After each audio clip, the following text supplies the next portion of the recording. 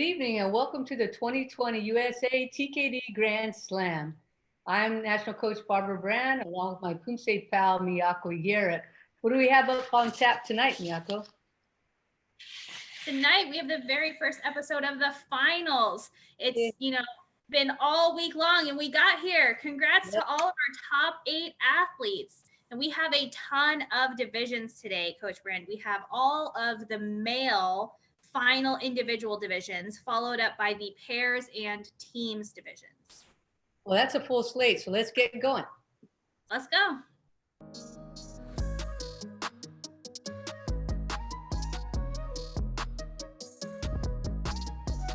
So we're ready to go in our male cadet divisions. Here's our hardworking referee group.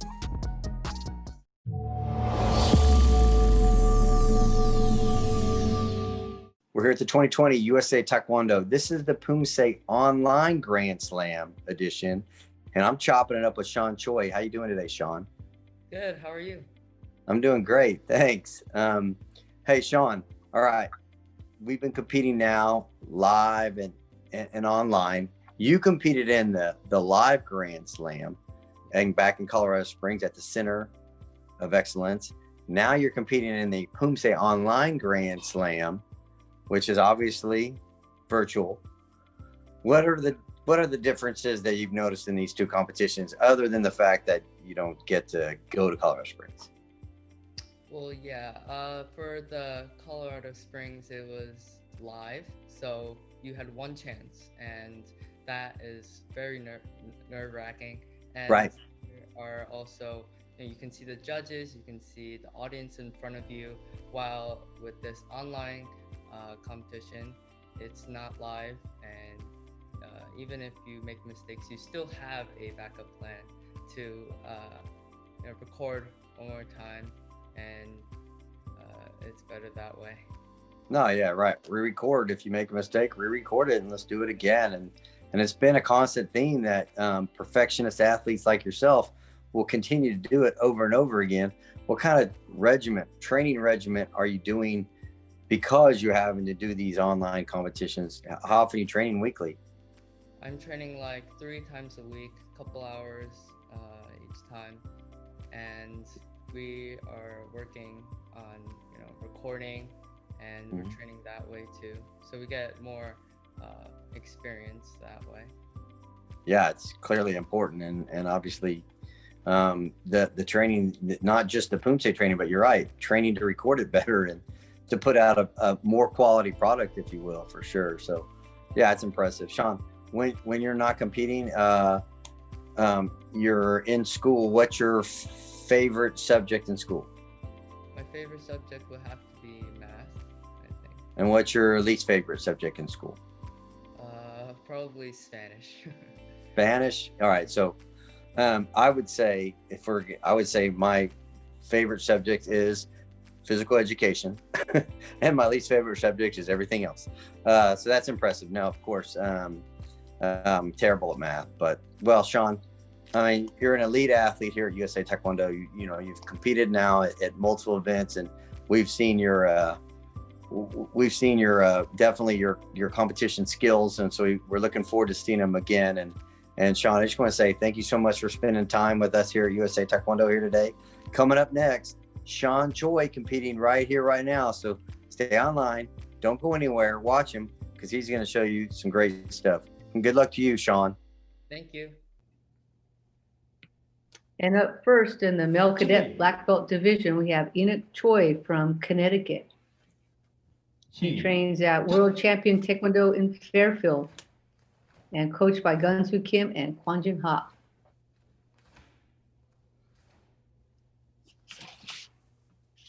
Enoch Choi has some interesting hobbies, Coach Brand, that he likes to do outside of Taekwondo. He does cubing, which is the new thing since all of our athletes seem to be cubers, but he also does magic, and he has a YouTube channel. I'm going to shout it out here for everybody. It's EAM Cuber capital BTD. Ooh, maybe one more time, Miyako, read that off. EAM Cuber, CUBER BTD. So you can go check out his magic and cubing. Well, if he gets a score of 12.0, I'm going to know what happened. That's the kind of magic I want.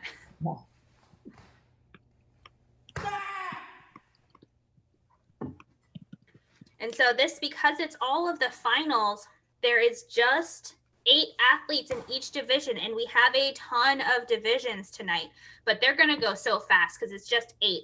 And this Cadet Male Black Belt group is opening up with Kumgang.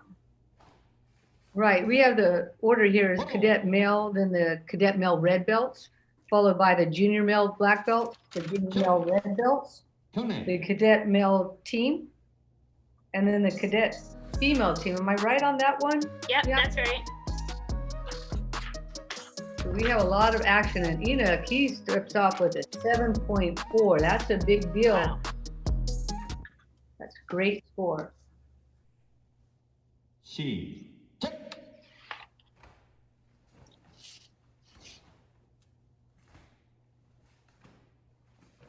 Second form will be choreo.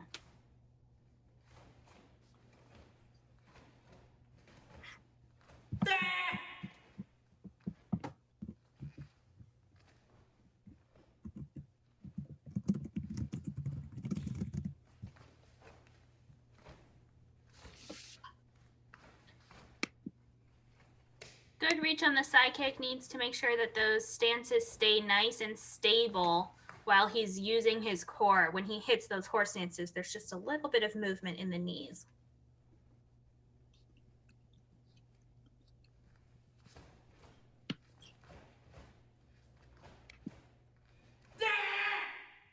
A nice strong finish. Right, that's Enoch Choi from Connecticut, training over at World Champion Taekwondo in Fairfield. Got a 7.4. That was a really good score, and a little bit lower, so 7.3 for Enoch Choi. He's going to finish with a combined score popping up at 7.350. Up next, we have Alfredo Lopez Salas from Texas, training at HK Taekwondo and Team 4, coached by Hyun Kim and Adrian Munoz.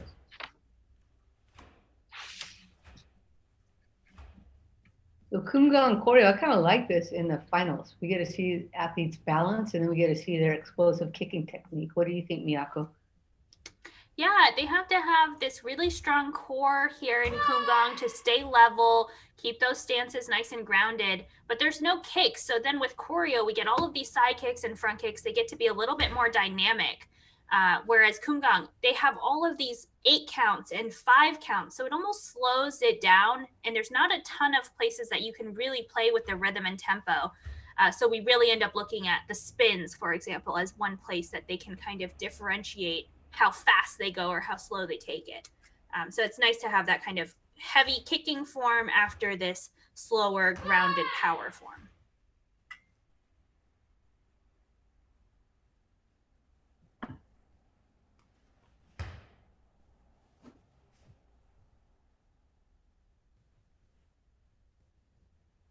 Alfredo competed in the NCTA tournament as well as Summer of Poomsae and the Pan Am Open Poomsae Championships live, where he made top 10. So nice to see him here in the finals. That's again top 8, and we're just going to move through these athletes super fast. Right, he had the number 8 seed for this event. So 7.23 for Kumgang.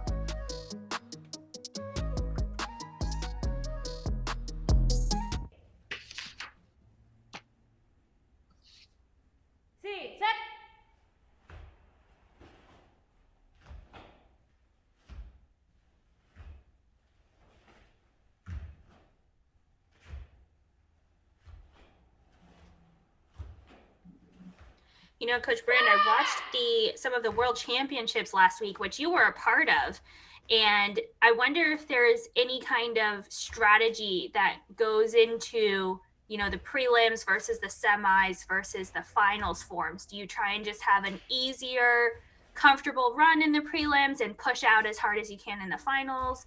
Kind of, how do you think these athletes thought about it? Well, these athletes are the World Championship athletes. Which one? Well, just I guess these, but also given your recent experience at the World Championships? Well, World Championship was, and this too, is kind of tough because we're not there at the site like we would normally be. And coaches can make a lot of adjustments between rounds based on how the scores are coming out, how the accuracy and presentation is unfolding. So we can see exactly kind of where the referees are heading a lot of times. But this one was blind, and the same thing for World Championship, a little bit blind. So Alfredo gets a 7.23, followed by a 7.13. So normal circumstances, we'd be able to do a lot of adjustment, but in this case, we got to really just put every single Poomsae out there in best quality as possible. So this tournament is completely by video, by recording. World Championship, if you're lucky to make it into the semifinal or out of the semifinal round and into the finals, then we got to do a live performance for the finals. And that was really great. But as all the members of the American team were spread out, we didn't have that coaching there either. Many countries did because they train in a central location, but for the American team being so spread out, we did have an opportunity to speak with our coaches during the event if needed, but not there on site. So it's a little bit different.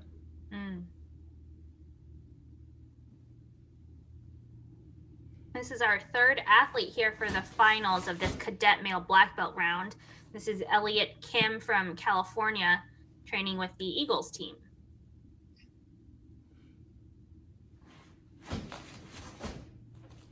Yeah,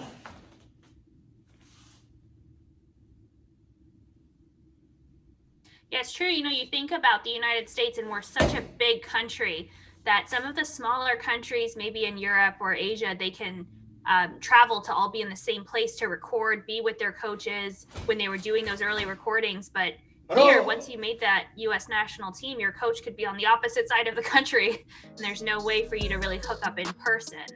Right, and the coaches try to do a really great job. Oh, Elliot gets 7.4, good score.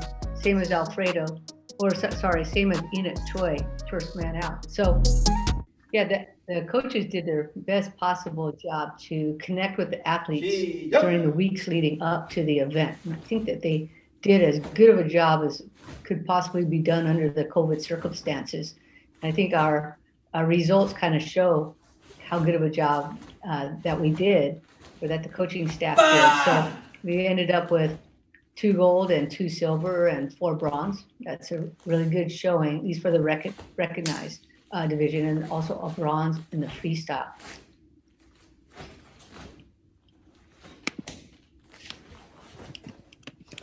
Yeah, that's right. And that was last week. And then, of course, this weekend, we got to see the Pan American Championships.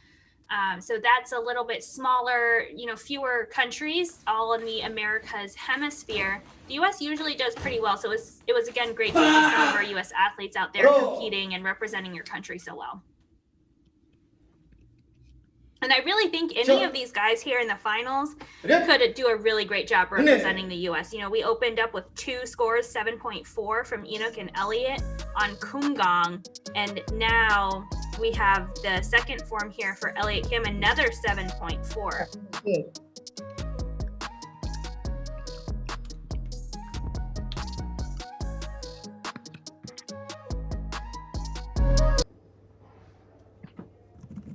Up next, we have Anthony Doe from California. He's here at Sacramento Taekwondo.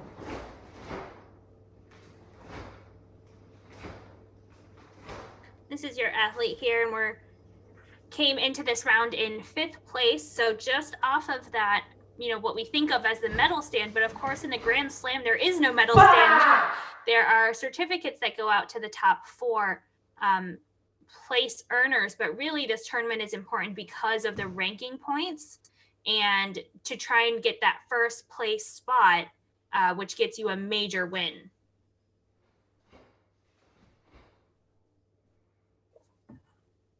And so this is our first finals of this Cadet and Junior Grand Slam. As we mentioned, we did have the senior and masters and youth go last month, but the first place winners here tonight for all of these divisions are going to get that first major win. They're going to get 160 Grand Slam points, and they get put on the national team roster, and that's going to be so big for next year. Right. Hopefully with COVID in our rear view mirror, we'll be able to do some camps and get some athletes into our academy type structure so that we can really develop them and prepare everybody for the 2022 World Championships, which seems far away, but it's really not. Right, and they're going to be in Korea, I think I heard, in South Korea. So that's always a fun country to go visit, the, birthplace, homeland of Taekwondo. It's always fun to get to go out there to compete.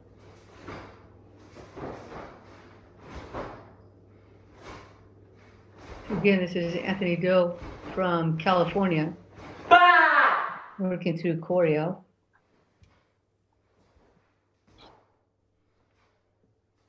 And he got a 7.07 on Kumgang. Kumgang really is such a form that can just, knock people down or really push them up. And it's kind of, whatever day it is, you could have a great day on Kumgang or a bad day on Kumgang. And it really comes down to just balance and the accuracy. I feel like if you can get a really solid accuracy score on Kumgang, the presentation will automatically be good because you didn't have any bobbles or, balance checks. So let's see how he does. He got a 7.07 for first form Kumgang. And now looking probably for a much higher score for choreo. And a bit, so 7.27.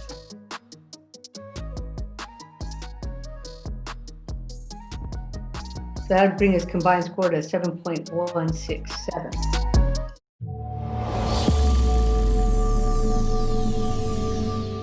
It's the 2020 USA Taekwondo Online Poomsae Grand Slam. It is Cooper Canoon. Cooper, how you doing this afternoon? Great, thanks. How are you? I'm doing well. Cooper, first, I've got a comment on your KNC Chiefs hoodie. I see you got a Chiefs hoodie. You big Patrick Mahomes fan? Yes, very much so. Yeah, he is amazing. I'm gonna predict that he's gonna win the MVP of the league this year. I mean, I don't think I'm going on much of a limb with that, but I'm sure that won't disappoint you at all. So let's get into it a little bit. So you've competed in online competitions before. You competed in the Summer of Poomsae where you finished 5th. So congratulations on a top 5 finish at the Summer of Poomsae. But now you've had experience with these online competitions. So I'm going to ask you, what do you love the most about the opportunity to compete online? I think these online tournaments are really great because they allow for friends and relatives who usually don't get to see your online or to get to see your tournaments, and allows them to watch these online tournaments because I have a lot of relatives who normally can't watch these, but now my grandparents and friends can all watch these tournaments. So if my grandma is watching, hi grandma. I love it. Yeah, it's a great point. It's one that hasn't been brought up to this point, was your family gets to watch you compete and they can all watch it. In this case, when it's performed online. So in this case, it's not technically live, but it is. And so that's a great point. It's a very interesting point. Well, I know you're obviously a top 5 Poomsae athlete here for USA Taekwondo, but when you're not doing that, what are you doing for fun, hanging out? Well, it's definitely changed a lot since COVID started. Right. But lately I've been doing what I like to call virtual sleepovers with some of my friends. And I've been spending a lot of time with my family because my brother came home for college a couple months ago. And so we've just been spending a lot of family time together that we usually don't get to do because COVID's allowed us to do that, which is really, really nice. No, it is nice. Family time is important and we all try to do it in the holidays. We've had more than our share of time to do it, and that's been great. People getting close with their families, as you say. And then the virtual sleepovers, that means you guys are staying up all night? Pretty much. Yeah, that's what I thought. No, that's really cool. So Cooper, I want to say first, good luck at this up-and-coming Poomsae Online Grand Slam. I know you're going to do well, and appreciate you spending some time with us here at USA Taekwondo. Coming up next, Cooper Canoon going to compete for a spot on that podium at the 2020 USA Taekwondo Poomsae Online Grand Slam. Good luck, Cooper. Thank you so much for having me today. This is Cooper Canoon from Kansas. He was seated in the number 5 slot, and he's also from Sacramento Taekwondo.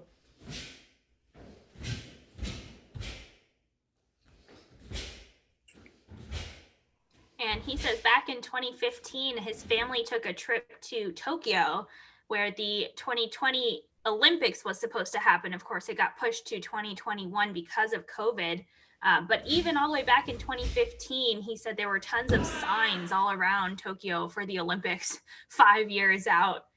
But he said that was a really cool trip that he was able to take with his family. And they got to they got to visit some of the sites that were being built just for the Olympics.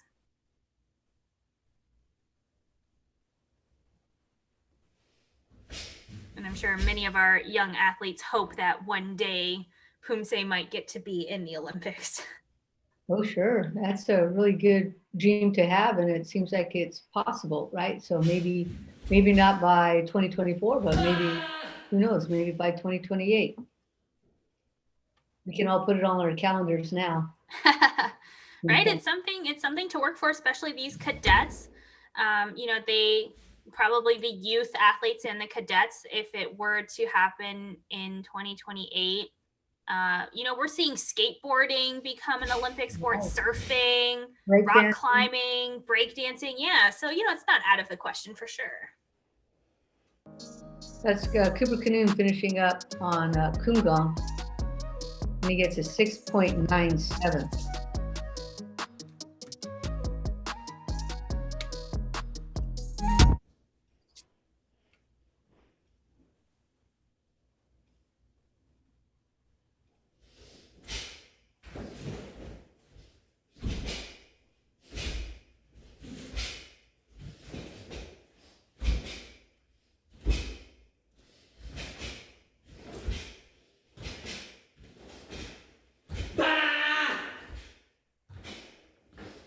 Kumgang can be a hard form for some of our taller athletes. I do feel like Cooper feels a little bit more comfortable with choreo, can really show the extension and length of his arms and legs. Well, it's kind of good that they have these two forms because one tends to, not all the time, but tends to favor the player of a smaller stature, and the other one tends to favor the other person, other body type, long and lean with nice long legs.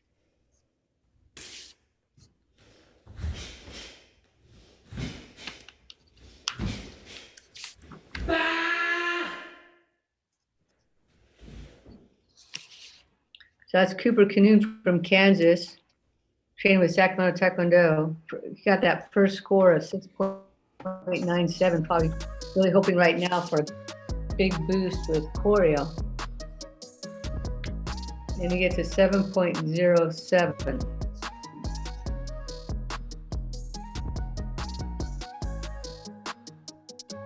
And finishes with a 7.017.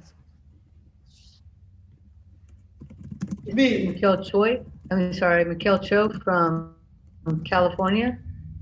Trains with Eagles under Coach Young Jin.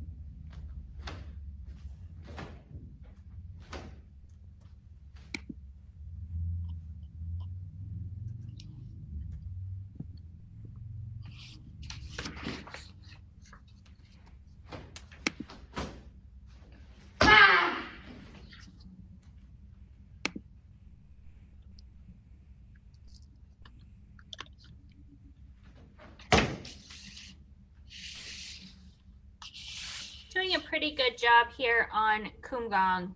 I think one of the areas always that we work on is the transition into the crane stance and trying to shift the weight so that your height doesn't come up at all. We are seeing a little bit of kind of a rise and then fall into the crane stance again. A little bit on the stomp as well, actually. All right, I'm really interested in seeing on how the judges are going to be scoring this, because as you mentioned, it comes up just a little bit. This one is not quite as high as couple of the other ones, so he does a little bit better job on this, but then down for the horse stance. So we want to keep those two stances the same height.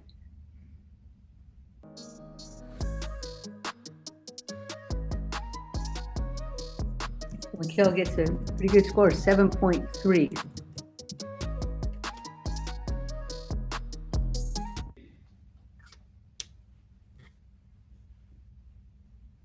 시작!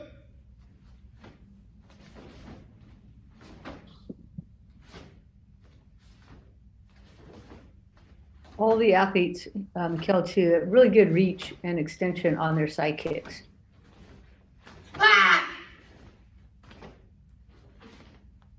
Yeah, I think all top 8 athletes here in the U.S. and in these divisions are just going to be really strong, pretty well-rounded, because, again, the forms are randomly chosen. And by this time, these are the 5th and 6th forms that they're doing in the tournament. Whereas when we had nationals, it used to be 1 form in the prelims, 1 form in the semi.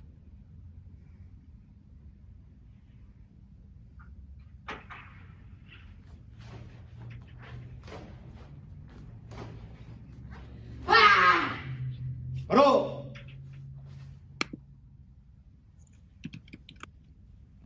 셔 A good finish for Mikhail Cho on choreo, and he finishes that one with a huge 7.53. Yeah, he had a good score in the first one, and then the biggest score so far on the second one. Right, 7.417, and now our number 1 and 2 seeds are about to come up. But in the standings for right now, Mikhail Cho in first, followed by Elliot Kim, Enoch Choi, Alfredo Lopez, Anthony Do, and Cooper Canute. So the first of our last 2 competitors, Sean So, get a number 1 seed for this event. 시작!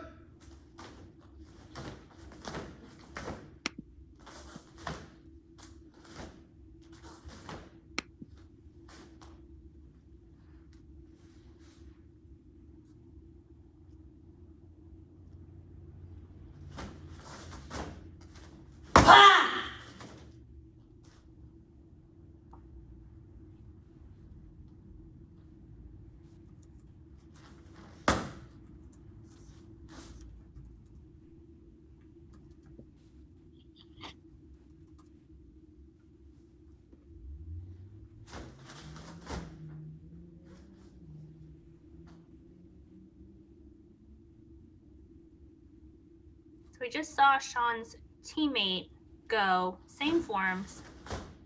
He looks a little bit more level as he goes through the spins and the stomps. And of course, like you've mentioned in a previous episode, Sean did go to the World Championships in 2018, right? And he medaled there. Right, so he has a lot of experience. He's a well-seasoned athlete, even at this very young age. And even as he's growing, he's able to continue to be very balanced as he moves through the Poomsae.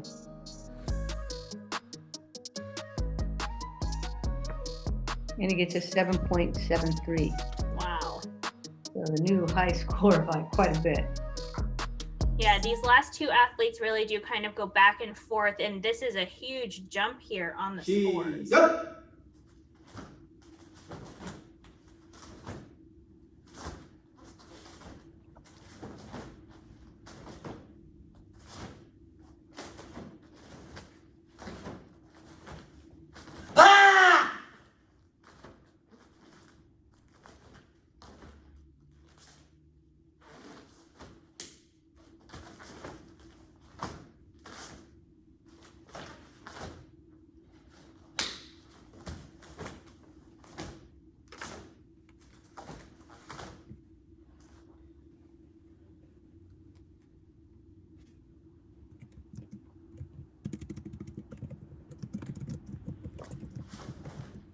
This is a very good run of choreo. I think even more balanced than his Kumgang. There were a couple of little bumps in the Kumgang, even though he got a good score for that. A couple little balance moments there, but for choreo, everything nice and clean. So he got a huge 7.73 for his first form. Let's see how the second one comes in. And he gets a 7.77, even higher.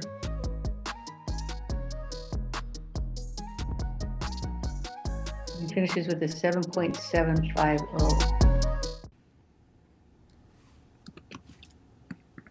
So that is setting the bar really high here for our very last athlete of the cadet division. 시작. So this is Eric Gunn from New Jersey, trained at Apex Tiger Martial Arts Taekwondo under his father, Giduk Gunn.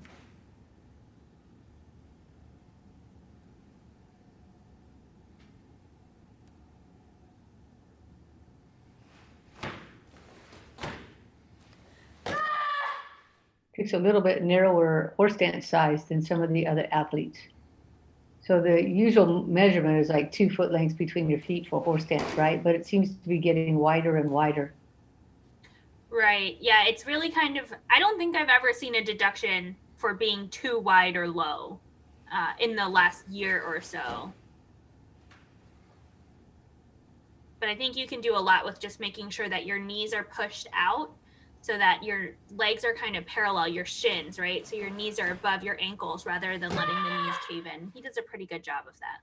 Right. They vary a little bit how much he's able to push those out.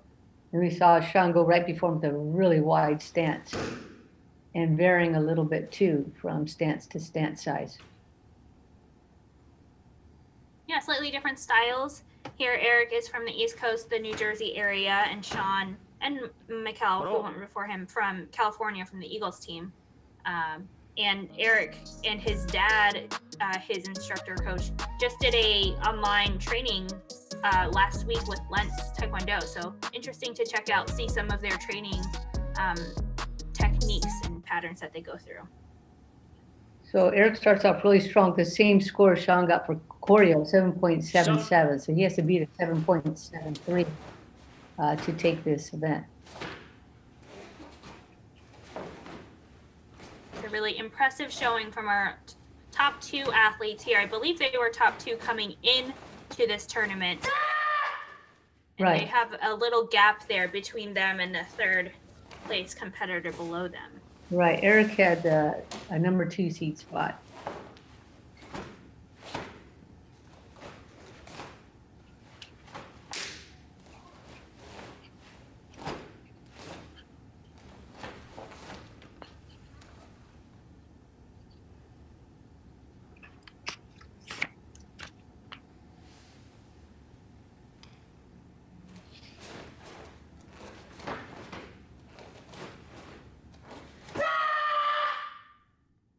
바로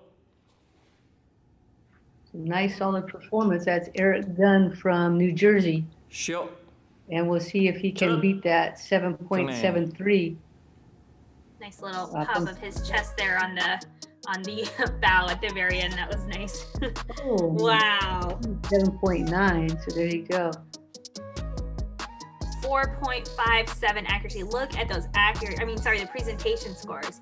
Presentation was just huge. 7.833. All the athletes in this division, super strong, but there are standings in the finals for the cadet males. So yeah, congratulations to Eric Gunn. He's going to get that major win, get put on the national team roster for next year, and 160 ranking points. That's pretty good because he was a number 2 seed, right? Not the number 1 seed. So we can't always feel it's going to happen just as the seeds, our rankings happen. Right. People can really push up. So here's our referees for the next group. This is going to be the Cadet Male Red Belt. This is Caleb Tomlin from North Carolina. He trains at Pure Taekwondo Center under his coach, Bernard Posey. 시작.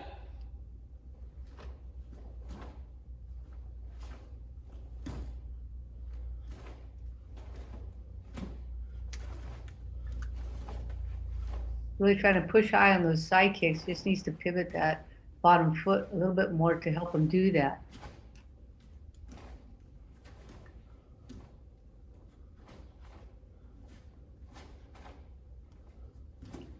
You can see him trying to generate a lot of power. Pro. Sometimes there's a little extra head motion as he's finishing his techniques. We just want to make sure the head is very stable, and that goes along with the torso, right? So head, torso, up tall, no extra motions. Gets a good score of 6.4 to kick us off.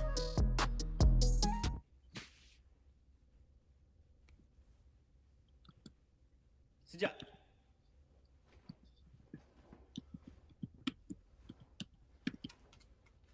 And now onto Yukjang. So a form with lots and lots of kicks. We've talked about this a lot of times. 6 front kicks, 2 round kicks.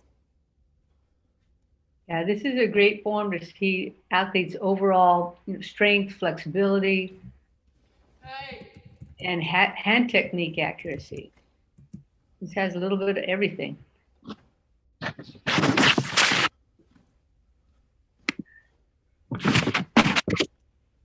And because he is so tall, long limbs, he is going to need to have a little bit bigger volume of motion in those hand techniques.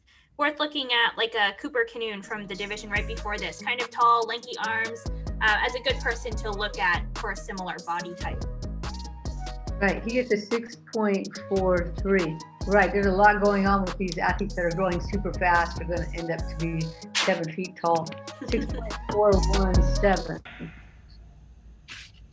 준비.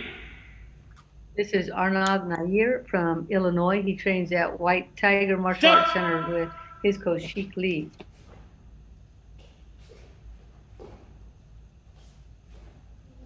There's a little bit of downward motion in some of his head techniques. I'm not sure. His chin is just tipped downward some of the time. And that's a habit that can be easily broken with just about 5,000 hours of more practice. And I remember Arnav from the semis because he folds his arms kind of all over his chest when he's doing front kicks. So I think that's something that if he kind of just settles the arms down onto the chest, keep the elbows by his side, it'll just help kind of the overall simplicity of the form, but gets a good 6.7 on Sajong. Right. I was joking a little bit about the amount of time it would take to he would have a habit of looking down, but I'm wondering if his hair is a little bit of a factor, right? Where he's trying to keep that under control as he's doing the Poomsae. Nice reach on the round kick and the front kicks. Good flexibility.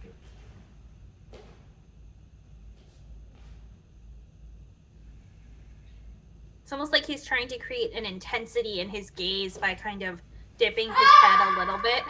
But we do want to see, you know, a nice straight head looking straight as opposed to tilting the head down.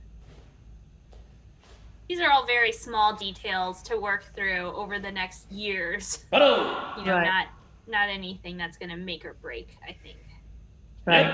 Nice thing. He's got really nice long legs, good flexibility, already good kick height. So he had a 6.7 for his first form, and now coming in with a 6.63 for the second.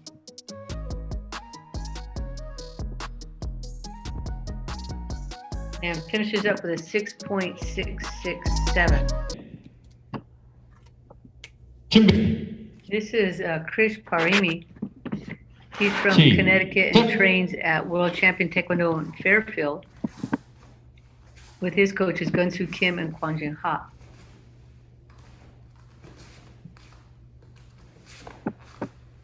Nice reach on the side kick.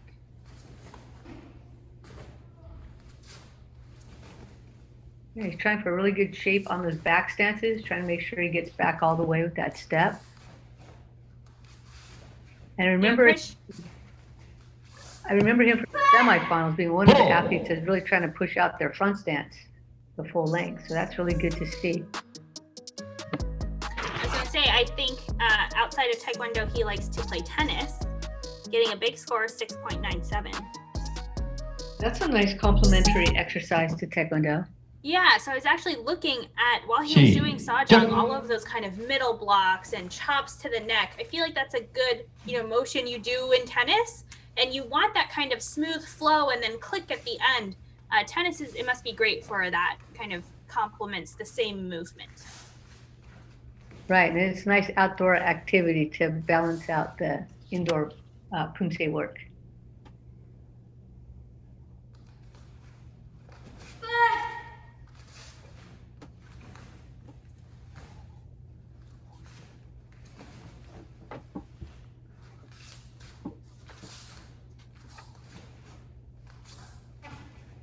Good job staying level on those back 4 steps.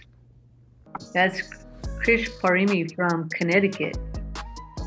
Yeah, 697 and following up with a 6.63, the same score that Arnoff received right before him. And so he finishes with a 6.8 and now into first place. This is Paul Sumethaswamy from Texas. He trains at SJ Lee Taekwondo under Master Sungjin Lee.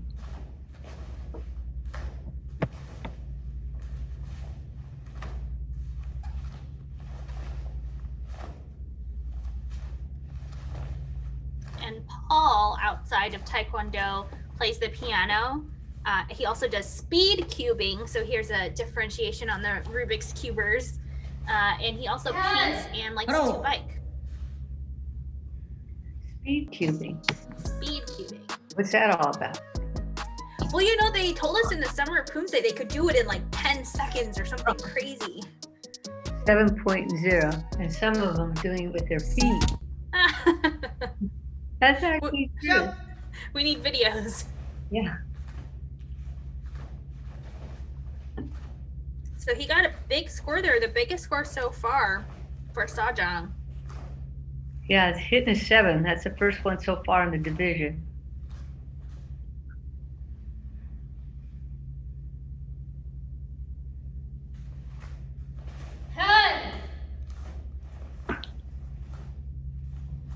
He needs to just relax the shoulders a little bit more, try and stand up really tall on the front kicks.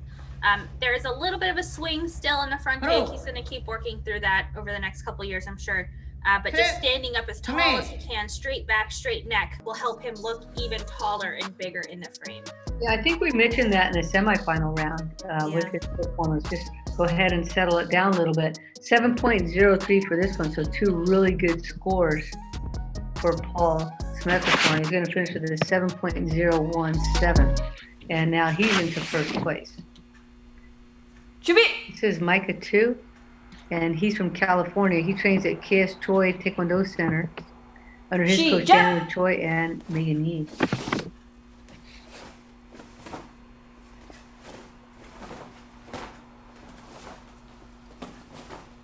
Oh, nice alignment.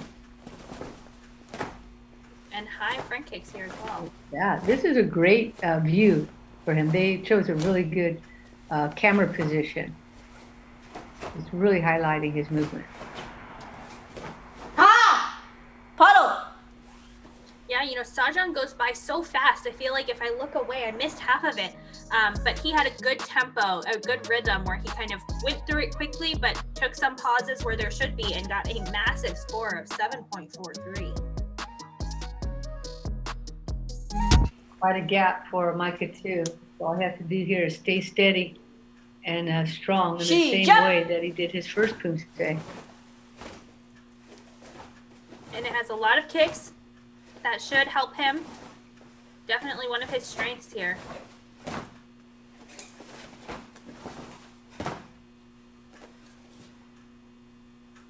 But I like his clean transitions. I'm not seeing, you know, double pivots. Yeah, definitely the high kicks, especially the round kicks and side kicks, his strength. The handwork and stance work still needs a little bit of polishing. I'm sure they're working on that right now. But boy, those kicks look great. So that's Micah 2 from California, training at KS Choi Taekwondo Center. He gets a 7.5, and that's the biggest score of the division so far. Yeah, we're really jumping up there. We get a range of over a whole point here already. Yeah, 7.467. So right, we're going from 6.417 to 7.467. This is Lucas Tan, and he trains in California with Taekwondo Kids under his coach Kim Boyan. He had the number 3 seed spot for this event.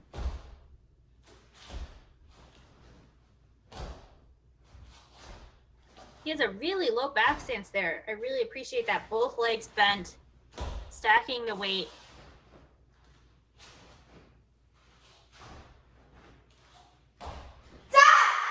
Right, he's trying to push those stances to be really low, which is great.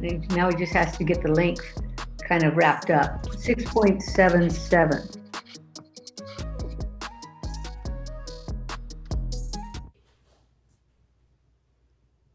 시작. Ooh, that looks a little bit better. Yeah, those are much nicer.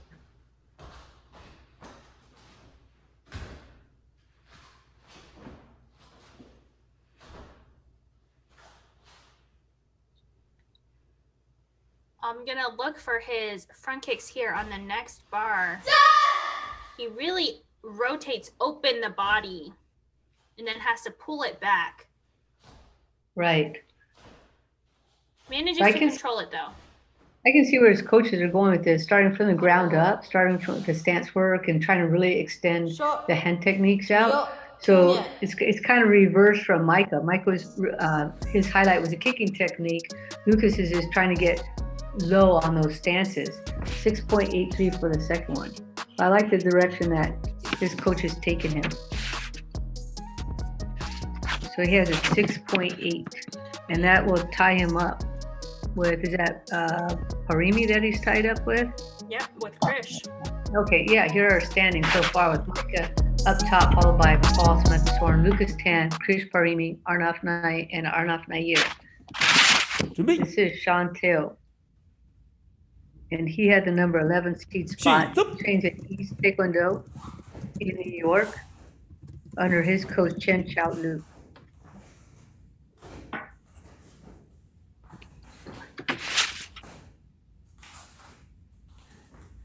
And he's so tall, and look at those kicks. Wow.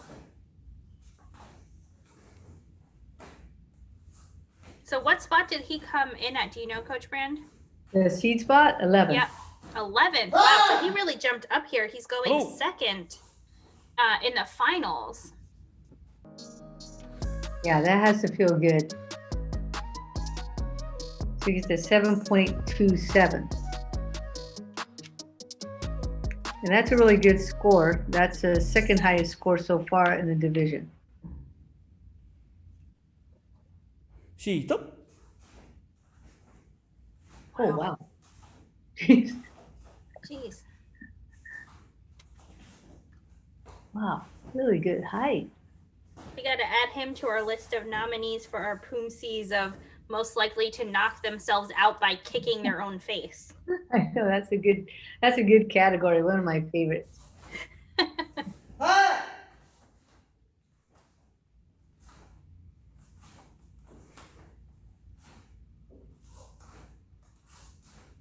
Outside of Taekwondo, Sean likes to read. I hope people spend some time over the holidays. That's one of the only times I actually have time to read books. Sure. Is on holidays where I don't Really? have work or school, whatever it might be. So let us know next time, what kind of books you like to read. I'm always looking for recommendations of books.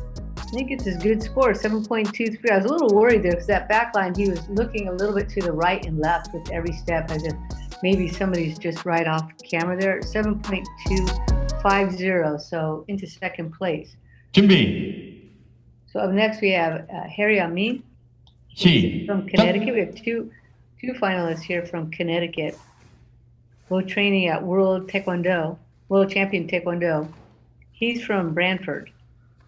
Our other athlete who was training with World Champion Taekwondo was Parimi Krish, and he's training in Fairfield.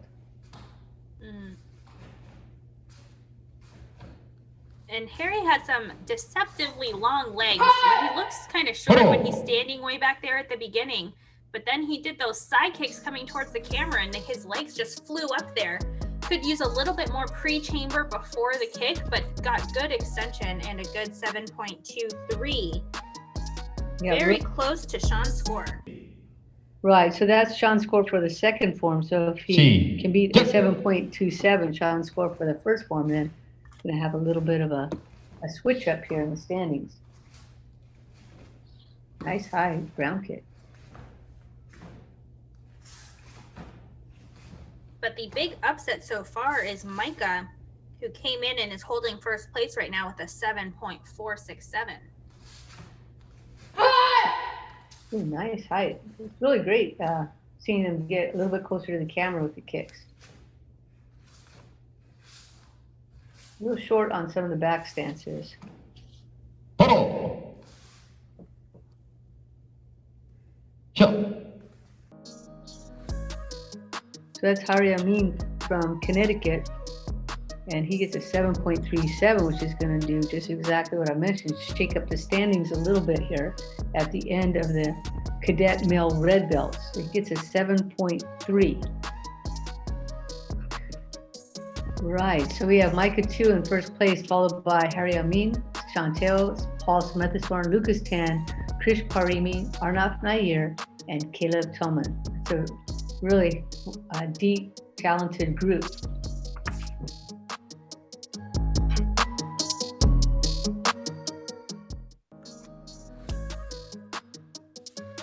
So up next we have our junior male black belt division and our referees for this group on the screen now.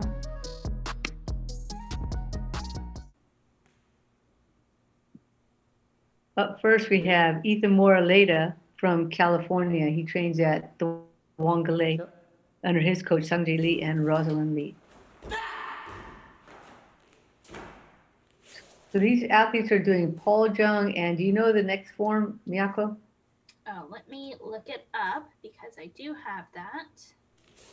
Individual junior male finals. Nice and steady. Ethan's doing a really good job here. Nice slow motion 8-count movement. So they're going to have Paul Jung followed by Oh Jung. Well, that's fun. So we get a good mix of front kicks and side kicks in these two forms. Right, and we get the front kicks both to the front and to the sides so we can see how tight the chamber is. Right, and jumping and not jumping, and boomsogi and not boomsogi. So this is a good group of techniques that they're going to have to demonstrate in order to take the win here. So Ethan Moraleda starting us off with a 7.33.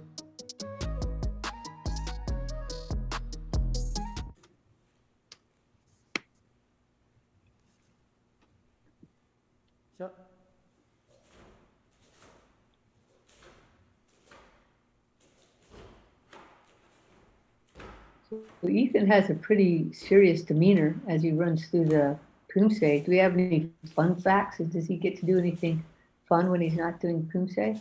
I didn't get any from the Grand Slam. Let me see if he submitted anything in the summer Poomsae.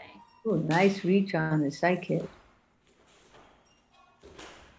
Wow, fantastic. Looks like he has quite a bit of strength that he can pull from. So in the summer, he told us that he likes skateboarding, cubing, and anime. What a surprise. Wow, that was a very good balance through both of those Poomsae. So he had 7.33 and a 7.67. That's great with the first athlete to go such a high score. 7.5 for Ethan Moraleda. Up next, we have Connie Lee from Michigan. He trains at Team Eat and Miracles USA Taekwondo under his coach, Susie Kong.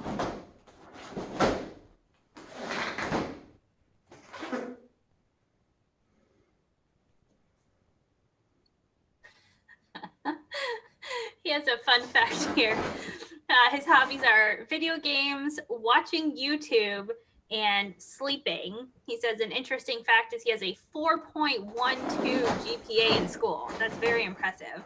But his sleep schedule is currently thrown out the window because I'm sure school is very inconsistent. They don't have to go in. He's apparently playing a lot of video games and watching YouTube. I'm sure that messes up their sleep schedule. Yeah, he looked like he was about to kick the lights out on a couple of those front kicks. So that was a really clean performance from Connie Lee. So yeah, a lot of our athletes are doing multiple things, right? Doing really well academically. And then usually it seems like half of them are doing music as well in some form or another. He gets a 7.4. That's a really big score for his first Poomsae. But, Ethan Moore later got a 7.67 on the second form. And that is a huge score, especially with Ojung. So we'll see how Connie does.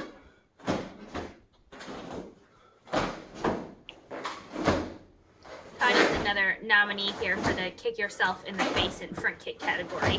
Yeah, he is. If we could see those slow motion during the awards dinner, awards night, however we're going to do that.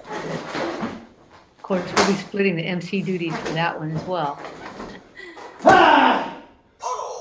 We've decided this is happening. Nobody has agreed yet, but that's fine. Right. I mean, they have the Emmys, the Tonys. Why wouldn't we have the Poomsies?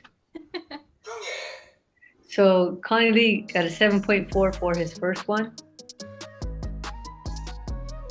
And 7.47 for the second. So just under Ethan Moore later with a 7.433.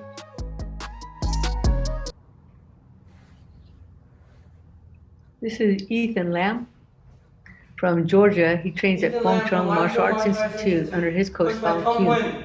Junior male division. Okay, come there.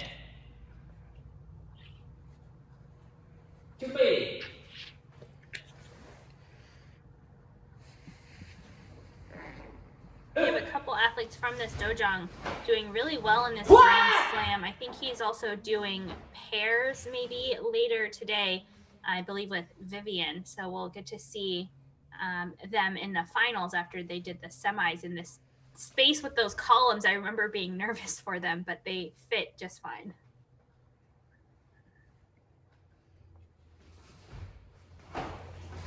And Ethan sells sneakers, resells sneakers as a hobby, but he also likes to watch anime, drink boba, and eat Korean barbecue. I like that that's their hobby. That they like to eat Korean barbecue. I like to eat pasta with mushrooms. That's my hobby. Wow. Did you say pasta with mushrooms? Yes. 7.47. You really go all out.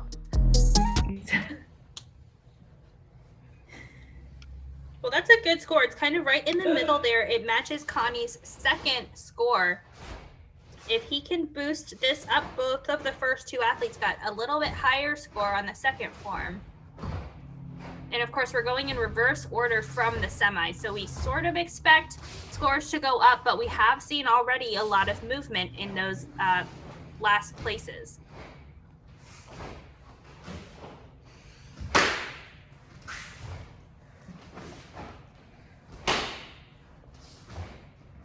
With power, we see a little bit of a power differentiation between the cadet division and this junior division. These guys seem like they have developed a little bit more muscle mass and they're powering up from the floor pretty well.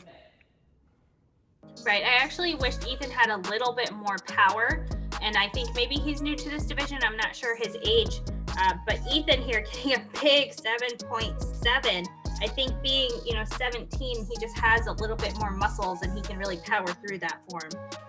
Right. So he's now in first with a score of 7.583. And this is Poomsae Quasi.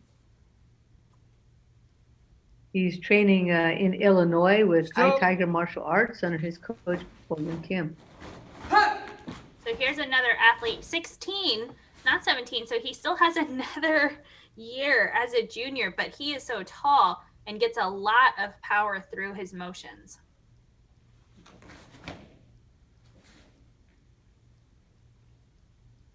I like how during that transition, he kept his foot real still, his right foot still as the left one crossed over. And many athletes move too soon, kind of anticipating the next step. But this group, for the most part, they're all really clean on that transition on that top line. So maybe we'll take a look at it with the next athlete again. He does a good job on the front kicks of not moving his torso, letting the front kick fly up, which as you get taller, gets harder. But he's doing a really great job with that. He's going to need to figure out how he's going to get back to that starting spot. So that's always an issue with Taego Paljong. He gets a 7.47, which is a popular score in this division. So the athlete before him, Ethan Lam, received the same score, and then Connie Lee received that score on the second Poomsae.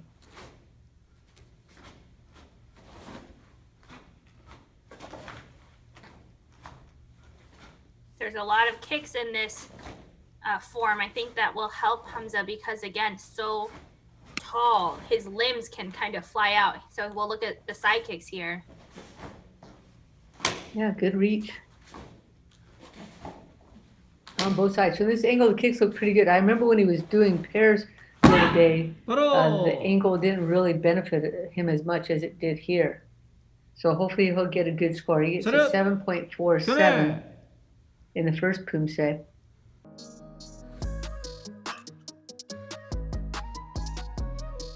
And a 7.53.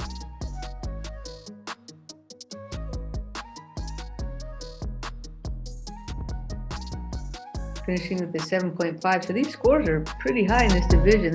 That's going to time up with the first athlete who went, Ethan Moraleda. This is Bowman Kim from Kim's Cave Taekwondo in Georgia. Yeah, you're right. The scores are high and they're also very tightly packed. We have 7.433 to a 7.583. That is not much difference for 4 athletes, and there's a tie in the middle there. Wow.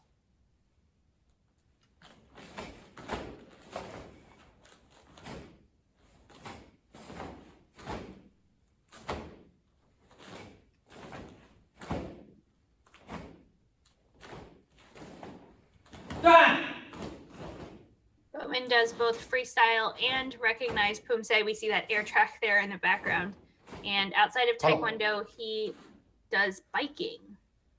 I don't know if that's like a, mountain biking, a casual bike, or maybe some like motocross. Maybe let us know, for the next event. So he gets a 7.53, which is the same score that Hamza got on the second Poomsae. He's trying to really amp up the power. Yeah, actually, interestingly, on Paljong, the order that the athletes have gone, the scores have gone up consistently. The variation comes in Ojong. Interesting. I see that now. It's kind of bouncing around on Ojong. Right. Oh, that was a pretty good form for Bowman Kim. Very strong. Yeah, he really powered up. So we got a 7.53 on the first one. So we'll see if he can get even higher on that one, maybe. And he does, a 7.63. And interestingly, Bowman was 14 at the Summer Poomsae, so he just turned 15 in the last couple of months. This is his first year, and he had so much power coming out. Look at that now, a tie for first. So this is Brandon Cho from California. He trains at Eagles under his coach, Jung Jin.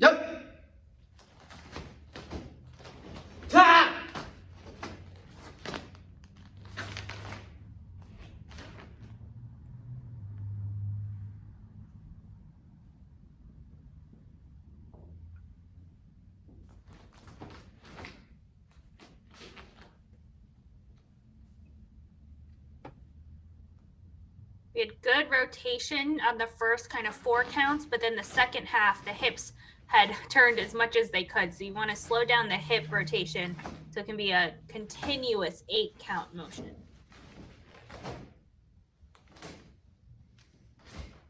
Here's a little bit different style, trying to really connect, using a lot of power, but then getting those transitions to help them connect to the next movement with some degree of grace, so it doesn't look like it's just full power coming at you. Looks like he's trying to work on his rhythm and tempo to produce what he's looking for. And it works out for him in the 7.7. So he can have a lot of strength, but sometimes that stops us in our tracks. We have to be able to connect to the next movement. So he's able to put that power right at the end of the technique rather than it looking like his core is bursting forward on everything.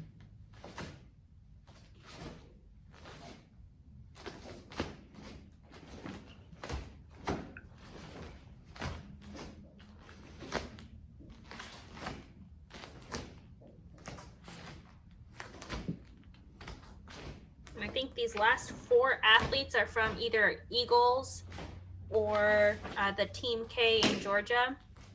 So we'll see kind of contrasting styles between the teams, but even between teammates sometimes there can be different styles. So the Eagles sometimes a little bit smoother, connection, click at the end of the motion. Bowman Kim had that hard power. So it'll be interesting to see if David Lee, who's seated first for this round, has a similar approach, or if he kind of has more of that connection.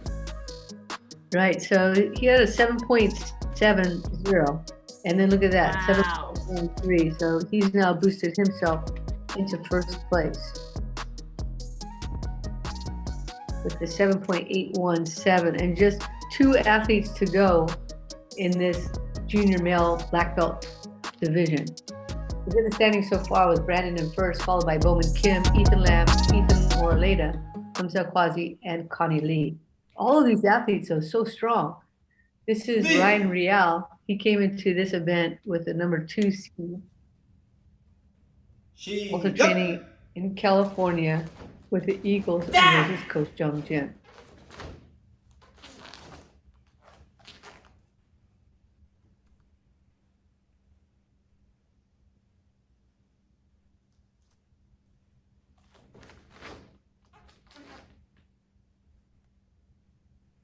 Nice long front stance. And probably a quick transition here.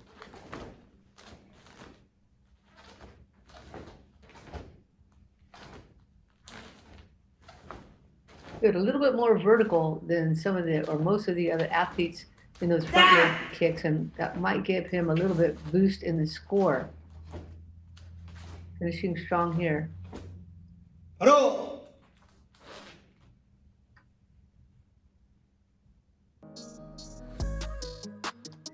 So Ryan Rial, our current U.S. National Poomsae team member, with a 7.97. Many of us these athletes as young, but they've been at this Poomsae competition game for many, many years. Right, Ryan has experience, you know, nationally, in the hemisphere, internationally. Just competed at Worlds last week, did a very good job. So a lot of experience here, and this probably maybe his last tournament of the year as a junior, because he's 17, so aging up next year into senior 1. Right. For Cadet and Junior this year, the athletes were able to go to the Open Championship, and it was all seniors in the regular World Championship. And he did well there. He looked really strong here. He got a 7.97 in his first Poomsae. So maybe even higher here. Let's see. Oh, and look, we hit it. We got one. 8.0. Excellent. So let's see what his combined score is. Just under that 8 with 7.983. That's the highest score of our Grand Slam. Am I right? In the Cadet and Junior? In the Cadet and Junior, yeah. Yeah. This is David Lee from Georgia, and he had a number 1 seed spot.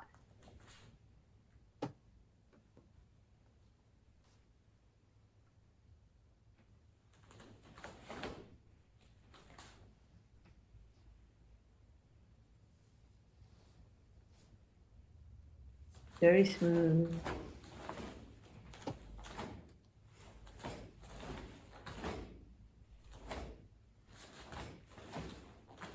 Outside of Taekwondo, David likes to write. He does writing, and he also listens to jazz music.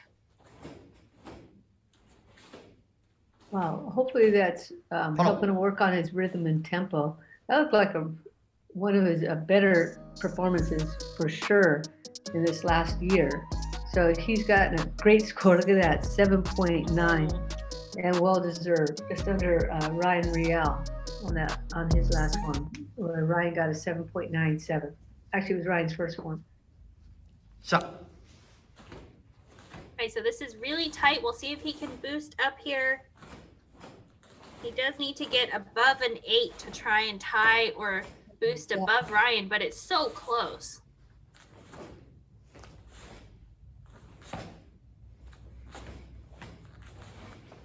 He also is aging up into senior 1 next year. So this is the final standoff here in the junior division.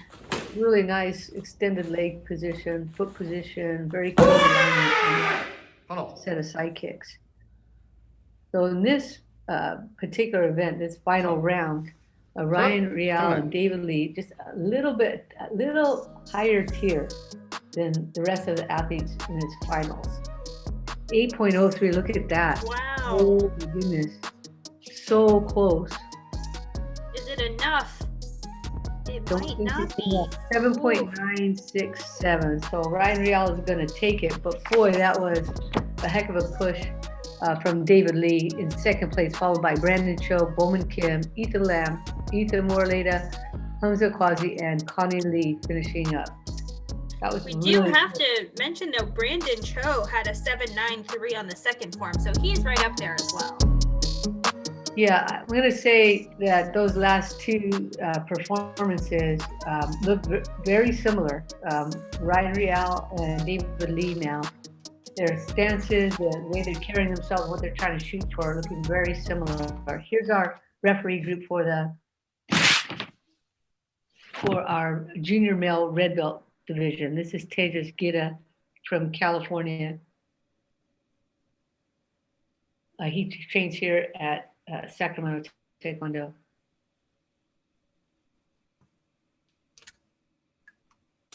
We have just 3 athletes here in this junior male red belt division, opening up with Ojang. Right. They'll do Ojang, and what's the other Poomsae they have? Red belts, male juniors 5 and 8. So actually the opposite of what we just saw. Right. So it's good to see how they're developing too, right? How they're coming along. And then as they're watching this episode, they can always review and review. It's a 5.87. Review and review the previous division so they can make some plans and strategize how they're going to push up their scores over the next probably several events. But we've never had such resources at our fingertips. All you need is a keyboard and some fingers, and you should be able to do quite a bit of exploring and research and start your plan of attack.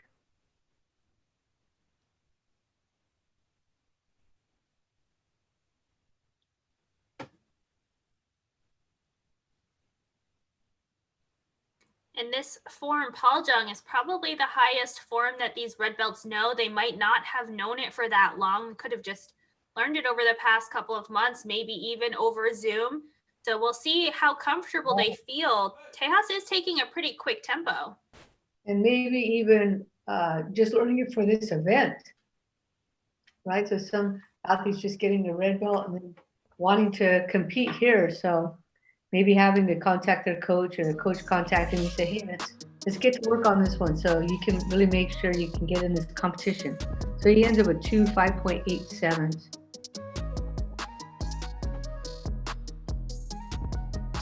And finishing with a 5.867.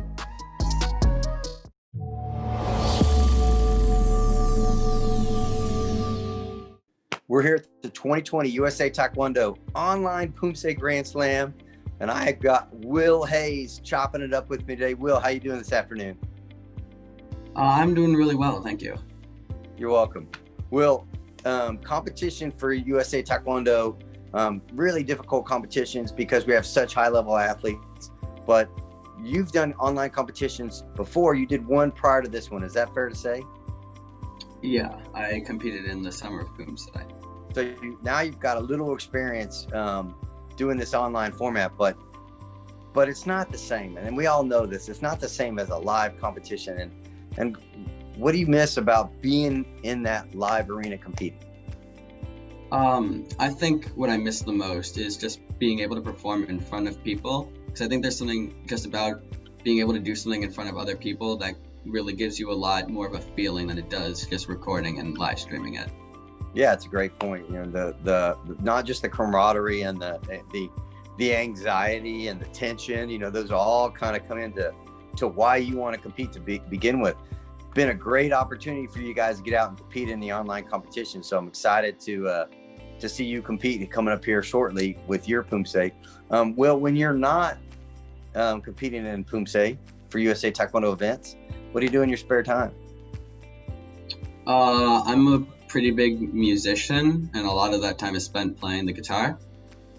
Oh, well, then we would like to have you play some guitar for us. Do you have one close by, I think, right? Yeah, I do. I was practicing right before this. Okay, let's do it. Let's hear some guitar from Will Hayes. So, Will, I'll let you take it away. All right, thank you.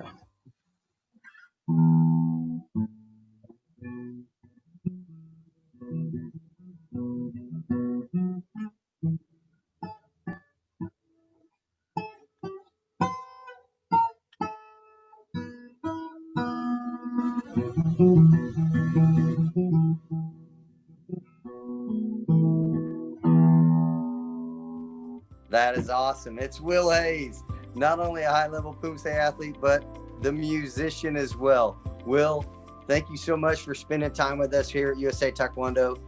Good luck in your Poomsae, which is coming up next. And thank you for the great guitar playing as well. Thank you so much for having me. You're welcome. Will Hayes coming up right here, right now. Up next, we have William Hayes from Connecticut, training at World Champion Taekwondo in Fairfield with his coach Gunsu Kim and Kwajin Ha. I think I remember him from Summer Poomsae. A slower tempo here. He's sort of taking his time, making sure he really gets a draw on some of these middle blocks.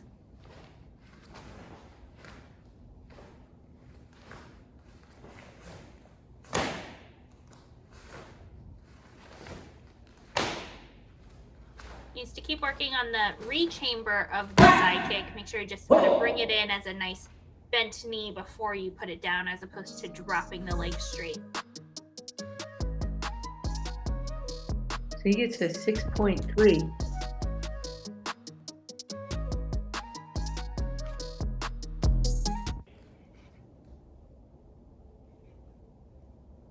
And again, especially because a lot of our athletes are going to be aging up, like we just mentioned from the last division, or now we have these red belts. When they eventually get their black belt, the points don't all carry over. So it's worth going back into the packets and reading the rules. It's something like, I don't know, 40% or something. You know, there's some percentage of points that will carry over, both when you age up versus when you go from a red belt up to a black belt. Right, it changes in 2021, so we need to be aware of that smaller percentage going with the athlete. We have 3 athletes in this division. It sure would be nice to see, you know, a couple hundred more. So if you're wondering if you should compete, yes, jump in here. These boys are getting some points for competing. There's only 3 of them in the division, so they're going to do pretty well with their points, and hopefully they'll continue to train. And if you're out there as a red belt watching, come on in. Sure. Encourage your teammates to join as well. And he gets a 6.27, so slightly lower than his last Poomsae. And finishes with a 6.283. I remember in Summer Poomsae, this division was pretty small too, so it's time to get going if you're a junior red belt. This is David Vu, also from Sacramento. The last athlete of our group.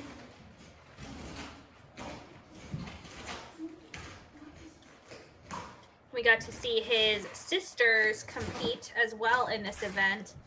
I really love this kind of living room space. We can see the piano there. I'm not sure who plays, but it's a great space. Oh, nice reach there on the side kick. Yeah, long legs, really able to get up there. Good extension.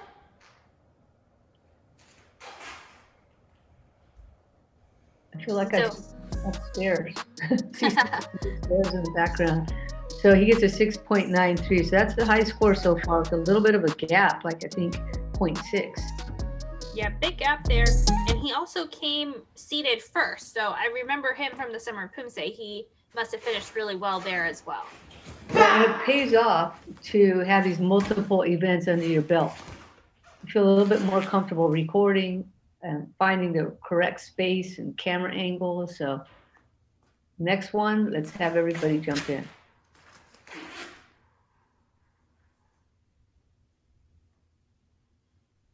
Losing a little bit of the bend in that front knee and didn't quite get a rotation of the hips. So that'll be a fun thing to work on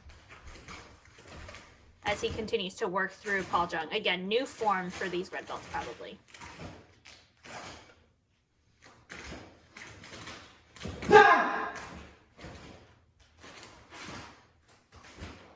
Nice click there on that back stance out of the transition. And he, like most guys, are going to have to find out how to get back to that spot. That's just really, Coach Brand, this is your athlete. You got to tell him how to do it. yeah, that's for sure. He had a 6.93 and then a 6.9. So it looks like he's going to finish in the top spot. The score is 6.917. So our standings here in the junior male red belt finals, we have David Vu, followed by William Hayes and Tejas Kidda. So good job to all those guys. So Tejas was a newcomer there, so hopefully he learned a lot from this experience and will come jump back in again. This is the male cadet team coming up, the black belts, and here are referees for this group. Well, it's fun to see teams. We haven't really seen many teams here in this event so far. So we have, in this group, we have Andrew Lee, Alejandro Correa, and Adrian Alvarez Sanchez from Florida. You can see in the back, they train at American Tigers Martial Arts under their coach, Kathy Doe. Right, it is so exciting.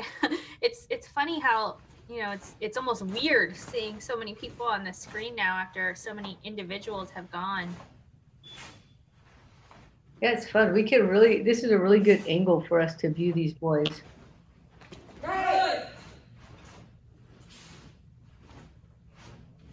And here's another set. They're doing Paul Jung followed by Oh Jung. So we're just getting a lot of videos of 8 and 5 back to back here. Good resource material. They get a 6.77. There are 3 teams in this division. So again, let's get some more teams together. I know COVID is pretty hard, but Yeah, hopefully it's definitely hard to find people that live close enough together or from the same school, especially because you want to carry over into next year. If you do win, it's a major, but then you have to keep that same team for you to keep your major. If you switch somebody out, you lose that major. right, they're moving at a pretty quick speed and not really able to get the stances to the full length that they're probably hoping for. So they got to find that tempo leader in each direction and really make sure that it's consistent and they have enough time to complete all the techniques. They had a 6.77 and now a 6.7.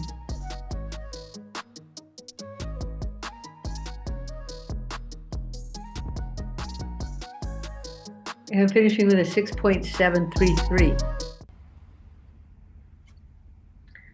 Up next from Texas, we have Kiart Knudsen Ho, Alfredo Lopez Salas, and Isaiah Galvez. We So trained here's at, the first time we've seen a reverse triangle. right. Well, some teams might pick this due to height, or they might feel like that person in the rear might need to follow along with the 2 in the front.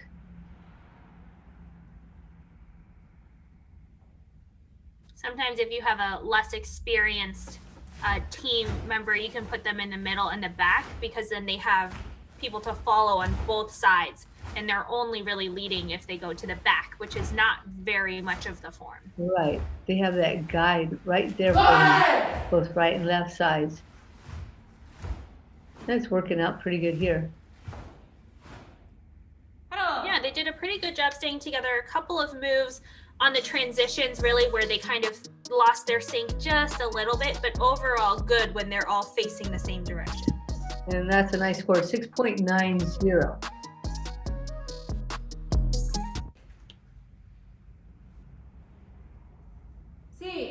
Oh, looks like maybe we switched. The top two might be in different positions. Oh, interesting. So usually with my team, we put our tempo setter in the top or on the left. Yeah, you know, from Poomsae to Poomsae, it might change. People's confidence level change, or general feeling about what they're comfortable with is going to change. So there's no rules about switching out in between Poomsae, so they can use it to their full advantage. Yeah, I think with side kicks, maybe sometimes it helps to slow it down just a little so that they can all get back together before they land. If you try and speed that up, you can all fall out at different times, but they really boosted up their score here to a 7-2. 3 higher. They had a 6.90 and a 7.2, so they're going to finish up with a 7.050. And our last 준비. Cadet Male Black Belt team is from Kim's K Taekwondo in Georgia. This is Sean Park, 시작. Brandon Zhang, and Jaden Lee. Quick tempo there on the middle block into double punch. That was almost like a triple move rather than a block and then a double punch.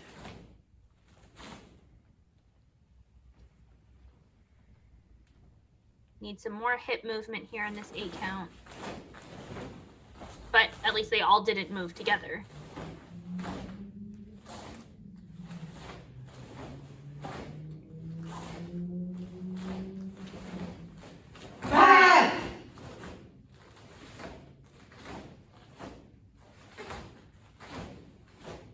바로. I've noticed on video that the clarity of motion is so important. Being able to stop your body so that there's not kind of this constantly moving. And on team, it's even harder. You really have to lock all 3 of you at the same time.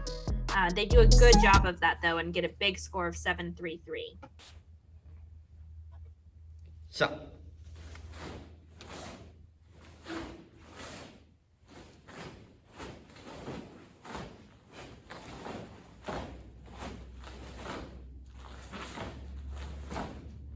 And I think you mentioned they're all from the same school, right? The Team K in Georgia. Right, they are, and that makes it quite a bit easier. You know, you having the same coach that's taught them all along, all the transitions, and each piece step by step. It really is helpful when they start to kind of sync. They're already, 바로. you know, halfway there. And I think the athlete on the right corner for us, 저. I remember from 저런. Paris, because 정말. one of his sidekicks is lower. Oh, He's injured, and so we did see that here, but it didn't seem like they took off any points in the pairs group, so they're still getting a huge score here. 7.27. Yeah, that was interesting.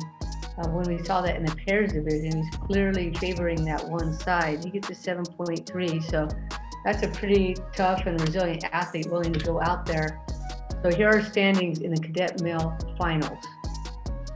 So we have Sean Park, Brandon Zhang, and Jaden Lee taking the first place spot. And up next, I believe we have one team in this division, Miyako, the female recognized cadet team. In the cadet female team, we actually have 5 teams. Oh my, I need to turn my page. So here are the referees for this division. That's my 시작. page turning. Okay, so this is Molar Shamit, Sydney Avarientos, and Anushka Acharya. Of course, they're from world champion Taekwondo in Woodbridge, coached by Henry Kim and Gunsu Kim.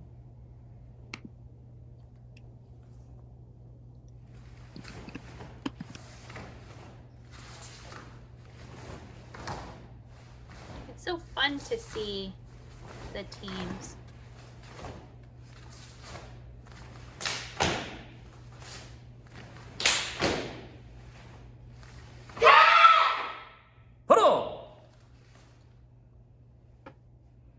So here we have forward triangle. I think the shortest athlete there in the front, which just makes sense for that spacing. And they open up with a good 6.9. And the two forms for this division will be Chiljang and then Choreo.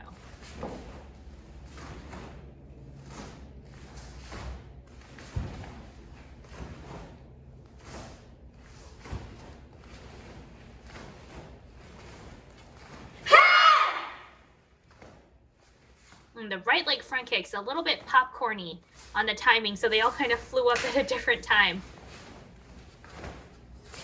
Need to watch that they really try and get the extension all together. It'd be nice to have them submit their team fun facts, what they've experienced together. Yeah, we do have a couple, but it's sort of hard to read. Let me see if I can find some.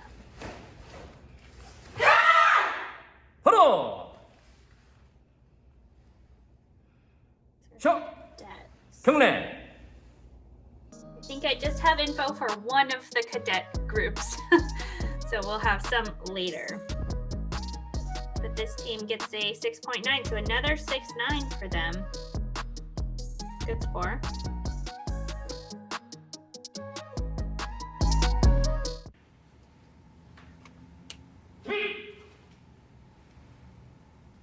Up next, we have Juliana Candelaria, Callista de Guzman, and Ella Ward from New Jersey, and trained by their coach, Giduk Gun.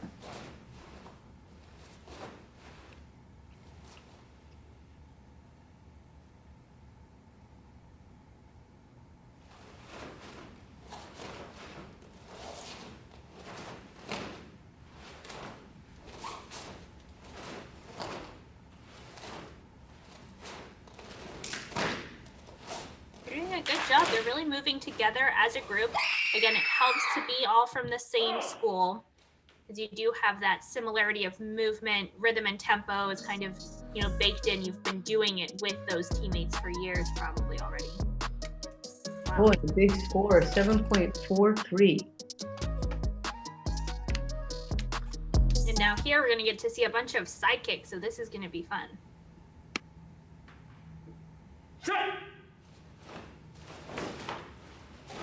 Nice reach. They all finish at the same time. There's still a little work to do on the chamber and retraction, but they're all finishing together on those high kicks.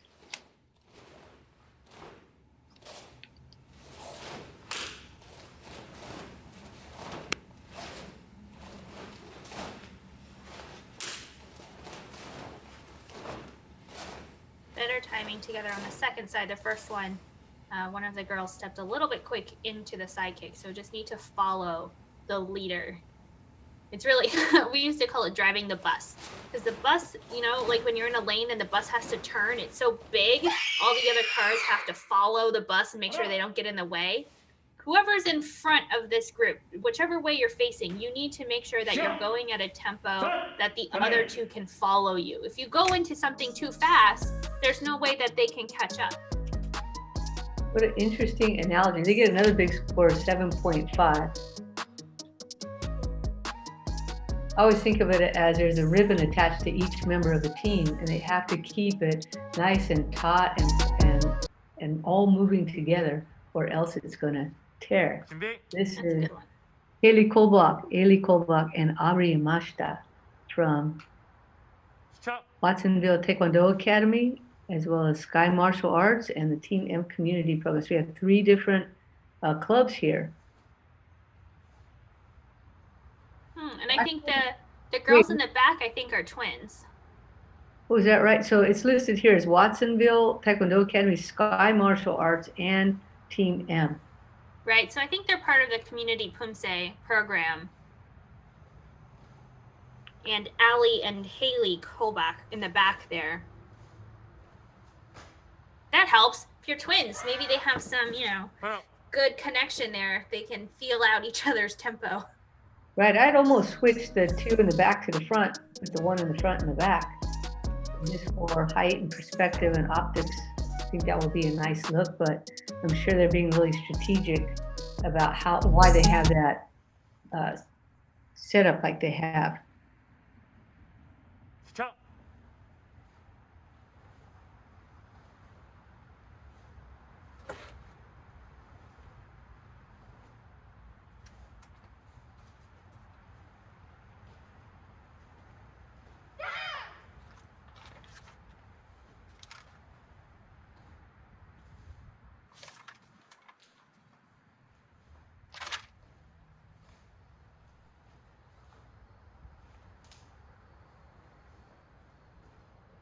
They have that mirror off to the right, so that may help, or might hurt, might distract them, might help guide them. We don't really know, and that's just part of their training space. So. Well, you said that there was 2 different schools that they come from, so we don't know how much that they've been training together before. This might be their first time as team. Right, it's challenging, so maybe the athlete with the most experience, maybe it was Aubrey, and so she, like you said, was driving the bus in this case. 6.83 for their second Poomsae.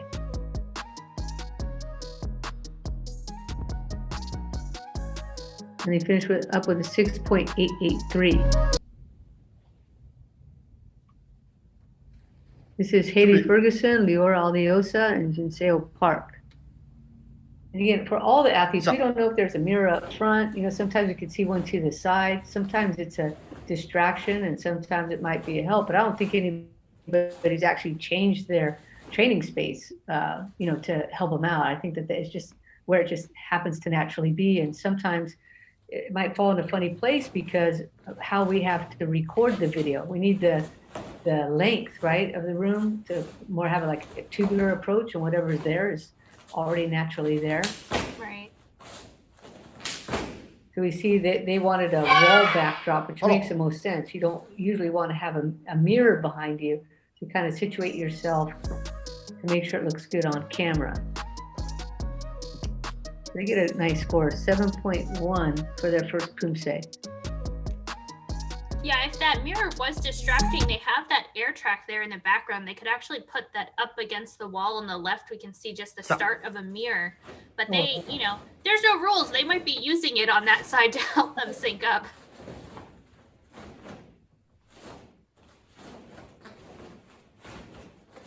I think all 3 of these girls are good individually. They just need to spend a little more time together. They're not quite finishing the moves at the same time in the same way. They have just slightly different styles.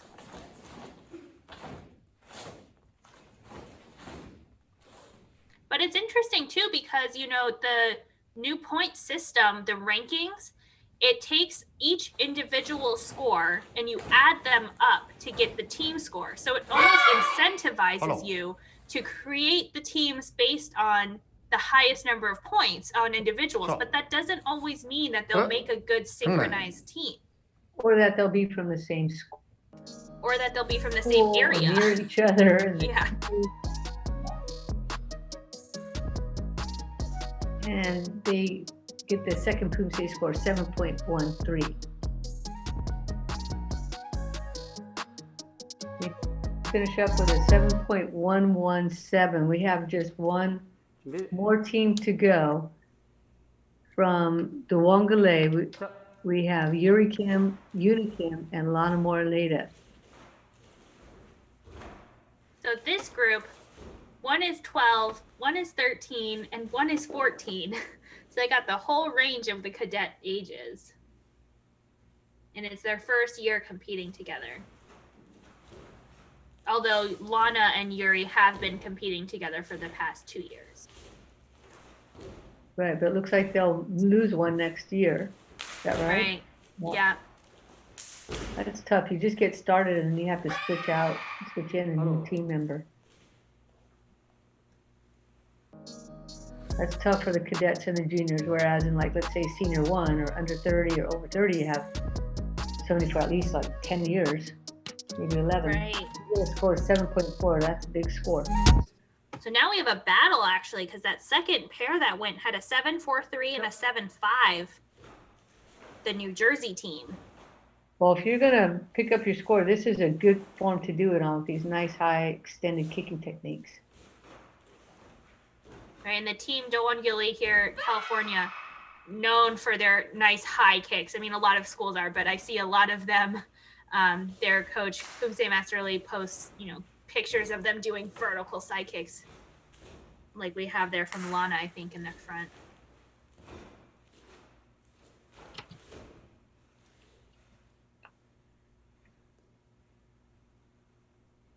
And this is the 2020 national team members. The 3 of them were on the national team for cadet team.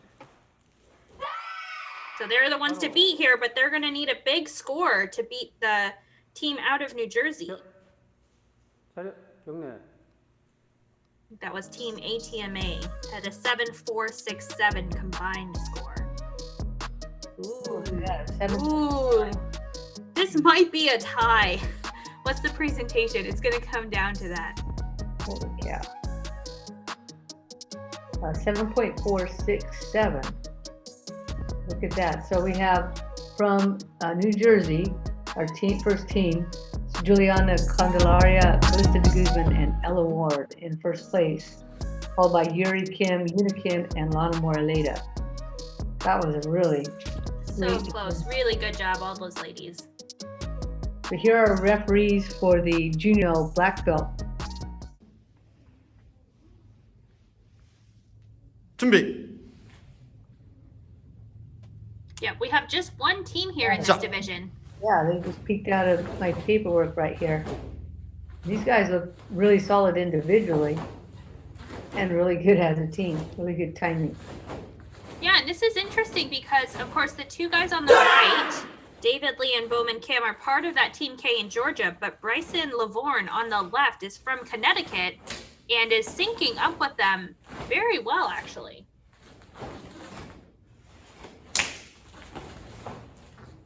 Right, and having the beat on that side, it's good.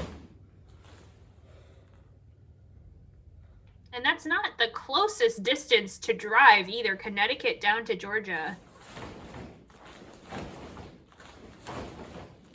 But they look good together. Good job. And of course, our only team here, so they get that major win. That's huge. That's a lot of points. That is a lot of points. So they finished with a 7.6. So anybody in that division would have come up against them would have had a tough time beating them. Yeah, that's our, I think, highest score for any pair or team so far. And now here's another form with a lot of kicks. Although I think, Coach Brandon, I'm not positive on this, but I don't think that you win points for pairs or team. You just win a major because the points for team are a sum of the individuals. So they don't necessarily get points here for winning, but they do get that major win. So when we get into 2021, this team here, these 3 young men, have a spot on the national team roster because they just won this major. Right. And that's a good spot to be in, just being the only team out there. Yeah. 셔. 차렷. 경례. Good job to Bryson Lavore, David Lee, and Bowman Kim. And an even higher score, 7.63. Yeah, they're going to be hard to beat next year. They're a good team. Yep, they're finishing up with a 7.617. It's really hard to get those high scores because of, you're looking at deductions or potential deductions times 3 every single step of the Poomsae. So that's really remarkable. Up next, we have our female recognized junior team. And in this division, we have 7 different teams. Here are referees for the group. Up first, we have Eunice Lee, Destiny Nodarse, and Nayang Lee from New York. Yeah, this is Team East. Coach Sugi Khan.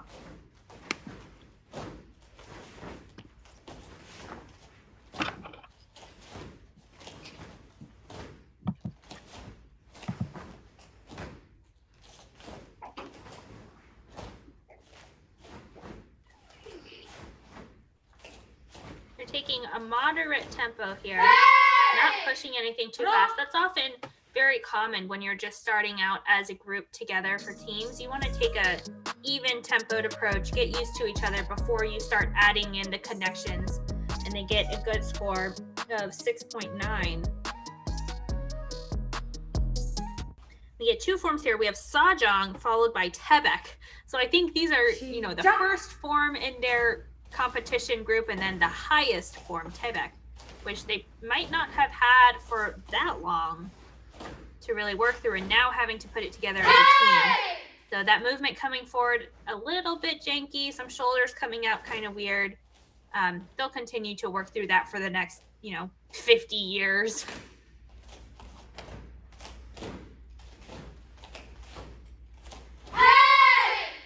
Want to smooth out that bar going backwards, a little more connections for them, I think, and then clean finishes will help them overall. But they had a good opening score of a 6.9. And this is Eunice, Destiny, and Nayun.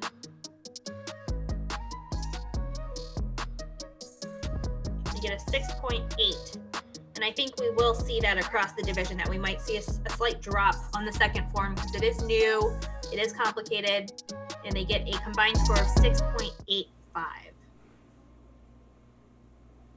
준비. Now coming to us out of California from Team Doangili USA, we just saw the cadet girls. Now we have the juniors, Victoria Sue, Ria Agarwal, and Caitlin Reclusado. I think we have Ria in the back, Caitlin on our left, and Victoria on our right.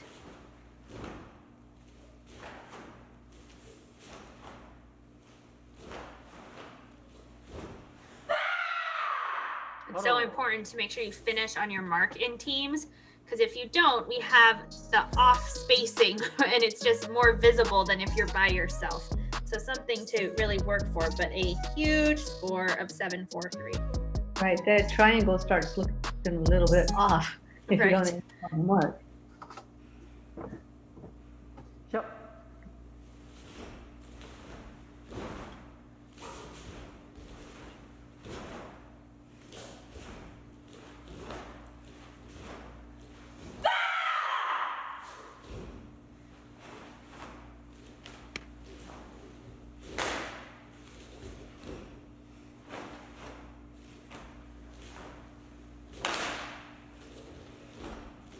Need to just work on syncing the retraction of the side kicks a little bit.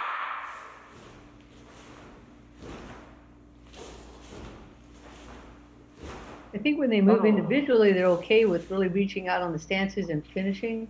And then when they're moving with each other, they're just a little bit rushed. So they just need to settle down, pick their tempo.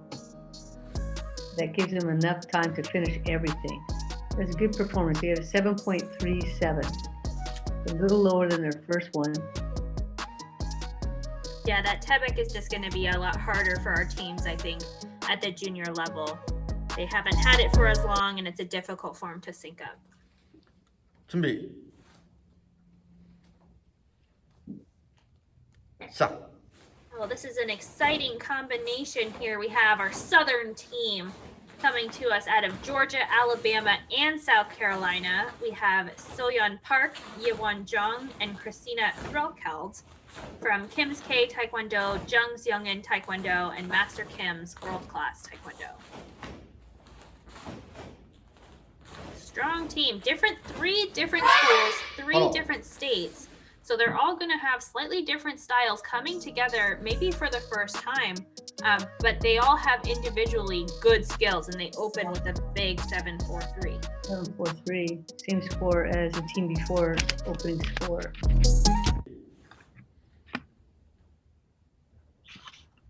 Right, so here's a case where you have three talented individual athletes from different places, and you put three talented athletes together, they're probably going to look pretty good. And you can always iron out the style and timings later, but having a good base always makes it easier.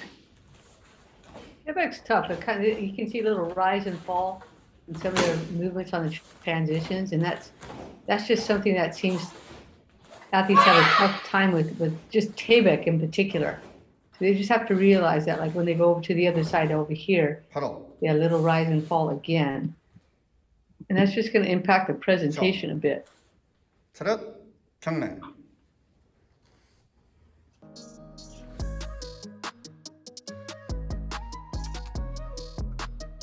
And 7.4. So not much of a drop on the second form. That's good. And finish with a 7.417. 준비. So this is Anwin Rhodes, 시작. India Rocky, and Amaya Rocky from Colorado. They train at U.S. Taekwondo Center with Sean Jung.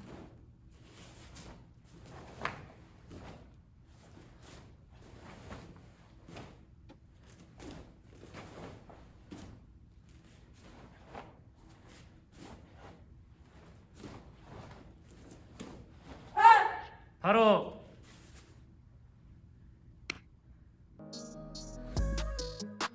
You know, I think it's interesting for teams. Maybe they could have matching team masks to go with their uniforms. That would be a really good idea. Although I'm just happy to see that they have masks on. Right. We get a 6.6 for the first Poomsae. 시작. Every time I see someone in a mask, I'm just very thankful that we can do this event. Realize the times that we're in when I see a mask. And I'm just thankful that they're being safe and that we have this event that we can all compete in and enjoy together. There's that little rise and fall again that I was mentioning from side to side. Very common in Tebek, and coming up and down on this step too. Now oftentimes really- rise and fall here, but they stay pretty level there. Good job. 바로. Yeah, you really have to engage your quads as you go through these transitions, 차렷. especially in 경례. Tebek when you're going in a smooth coming forward or in the last bar going backwards. You have to stay nice and low and grounded, and to do that, you really have to engage that quad. They're just a little lower for Tebek, so that's good for them that there wasn't much change in the score. 6.6 and 6.5, and ending with a 6.55. We have just 3 teams left. 준비. This is Yuri Min, Sky Mitchell, and Samantha 시작. Valdez. They're all a pretty similar height, so that should help them move. Look how they move together. Right, pretty quick speed.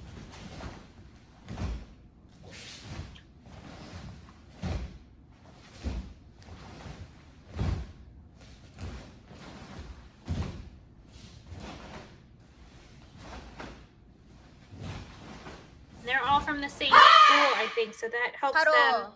train together. They also competed at the Pan Am Open Championships online for junior team Poomsae, where they won gold.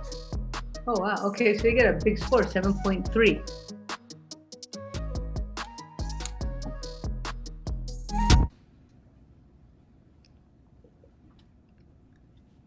It's nice 시작. to see that we had 7 teams be able to come together during this time.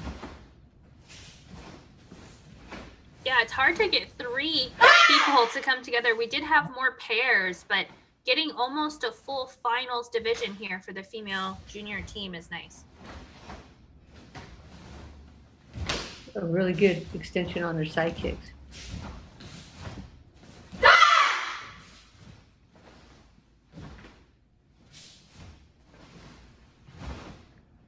바로. You lost the shape of the triangle a little bit, so you know somebody's off their mark. 차렷. 경례. Yeah. Yeah. Okay, so they got a 7.3 for their first Poomsae, and a little drop again, like typical, 7.2 for the second. So they'll finish with a 7.250. I will say though, for team, I compete in team a lot. It's not helpful to blame anybody for missing their mark. That's right. Don't say you missed it, but no. Just say let's work on it together. You really have to keep a positive environment. That never works for sure. This is Kelly Wang, Tiffany Gee, and Grace View. Right, so I've done team 2 for years, and the best way to go about it is just blame yourself. Want to point at anybody, just point at yourself and say, hey guys, let me see what I can do to make this work better next time. And so this team is very strong. We have 3 strong individual athletes, all from the same school, and they're moving very similarly. Right. The body type looks, right on, spot on. They optically look really great. They get a 7.53, and that's part of it, like it or not. Sometimes you can't find teammates that look exactly like us, but when they do, it's like, oh, that's helpful. And it's different. The team we just had from California before this group, a little bit shorter, but all very similar body types, about the same height, and they moved very similarly, and they also got a good score.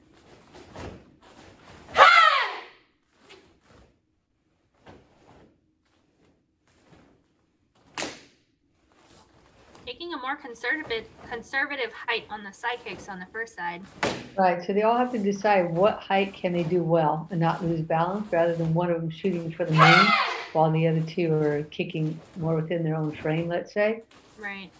So it looks like, maybe they all agreed on that. Maybe front kicks, they go for it, and then side kicks, they all decide what's going to look good in the view of the screen. They got a 7.53 for the first Poomsae. That was a big score.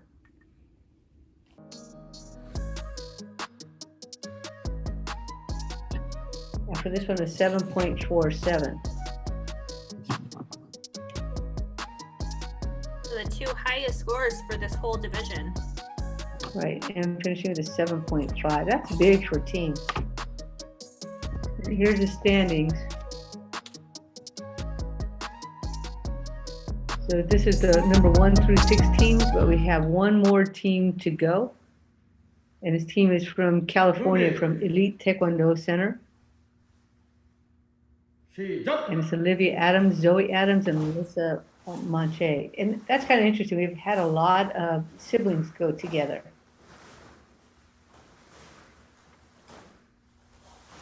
Right, and we did have in the senior 2 male team, all 3 of the Wynn brothers and coaches did a team together, all 3 siblings. So right. That's even more unusual, but they can practice together all the time. Yeah, it's fun. And when you get that nice age group, right? Like sometimes you have to wait for somebody to age up to join you. And when you finally get there, it's like really fantastic because the body types look so similar. So they get a 6.97 for their first Poomsae.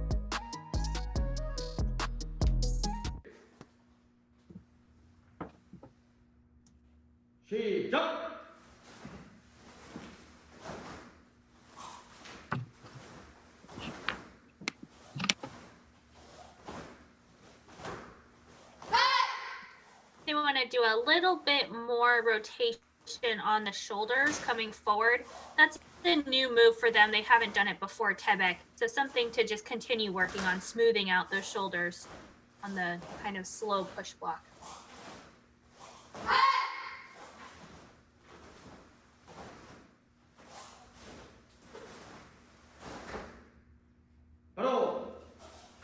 Good job, kept their triangle. Right, so they got a 6.97 for the first one. Let's see, they'd have to boost up their score pretty high. But looks like they're just starting to work together, and 6.7 is a good score for them.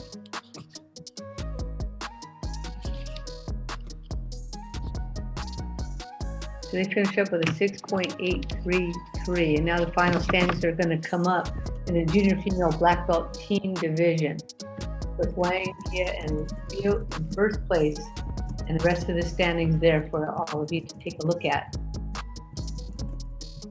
We have just 2 divisions left, Miyako. We have cadet pairs and the junior pairs. Yeah, that's it for this division. And then, of course, tomorrow we will have all the female individual finals, as well as all of our freestyle, which I know everybody's waiting for. It's always very exciting.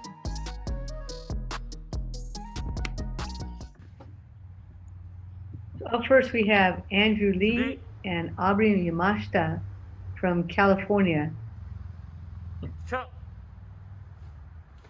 They're from Sky Martial Arts and the Team M Community Poomsae program. and trained by their coaches Jun Yoon and Hui Long and All Win.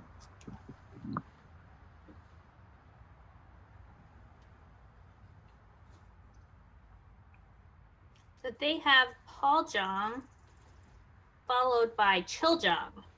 So 8, then 7. That's nice because we'll be able to see that dynamic hand technique of Chil Jung.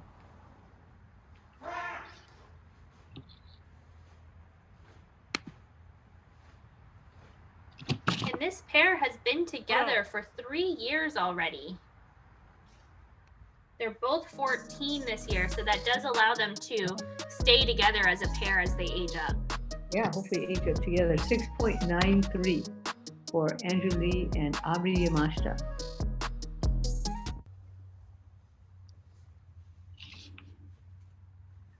Shut.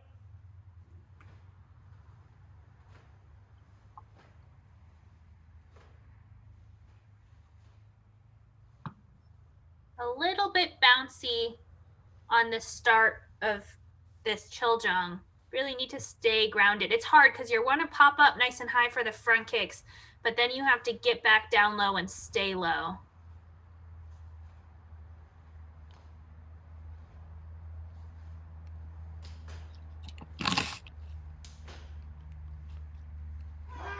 Andrew plays the trumpet for his high school band, and Aubrey enjoys drawing. Shut. 처리해. 그냥. They started off with a score of 6.93 for Paul Jung. And they get a, wow, huge bump. Here, nice lift, 7.3 for Taegu Chil Jung. That's a big jump for them. I wonder if that'll be true across the division. And they get 7.117. 준비. 시작. Up next, we have Ethan Kim and Lauren Matsuda from California. They're from Summit Martial Arts and the Team M Community Poomsae program and coached by David Kim, An Hui, and Long Win. So they started training together in 2018, but didn't start as a pair until last year in 2019. So fairly new pair, especially given that most of this year has been in quarantine. But they say that they've grown a lot on and off the mat and have deepened their friendship. So that's great. That's what is so great about pairs and teams.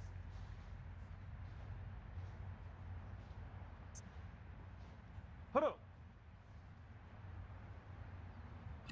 This is Ethan Kim and Lauren Matsuda. Starting off with a nice high score of 7.2.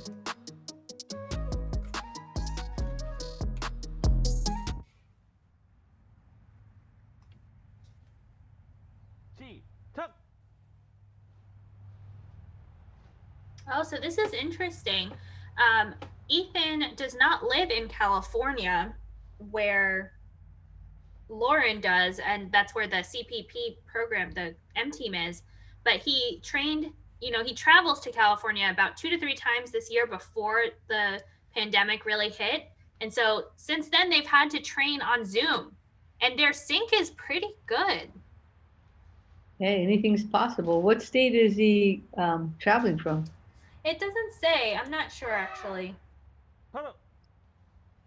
So Ethan Kim and Lauren Matsuda got a big score, 7.2 for their first Poomsae Paul Jung, and now their score for Chil Jung about to pop up. And here it is, 7.3, so even higher. And that ties them for that second Poomsae with Andrew Lee and Aubrey Matsuda, but they had that huge score to start off with. So they're now in first with the score of 7.250. This is Ezekiel Gonzalez and Sabrina Kim from New York. They're trained by their coaches Suji Kong and Sung-si Kim. 13, Ezekiel 14, and they haven't competed together for very long. They just started in 2018, but they've been training together at the same school since, they were color belts. So they know each other quite well. And I remember them from the semis because they did start so far apart, which causes the camera to pan. So I wish they started only 1 square apart. Right. I wonder if they're doing that for safety reasons. Oh. Right, because you have 2 mats between them. That's about 6 feet, or more, depending on how they move. So if that's the strategy, that's a good idea. I see. I think I would say put on a mask and go 1 square apart. it'd be a lot easier, I think. A little bit more difficult to breathe, but definitely easier to sink. Right. 7.13 for that Poomsae. That's good. That's right there within a few hundredths of a point to the pair right before them. They do want to try and boost up here for 7. 시작.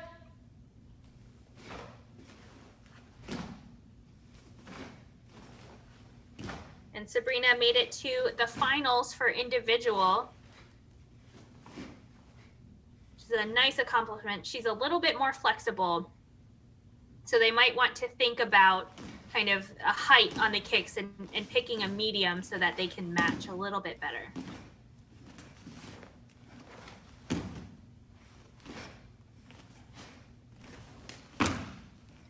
Well, the camera is a little bit distracting, but it looks like they're timing themselves pretty well. 바로. Yeah, they did a good job syncing up, even at that distance. I think it's hard to do it that far apart, so really good job to them. And that's why the camera had a pan back and forth, so we understand that. It's just a little bit more difficult to follow the movement because now the athlete's moving and the camera's moving, but to get a nice score, 7.33.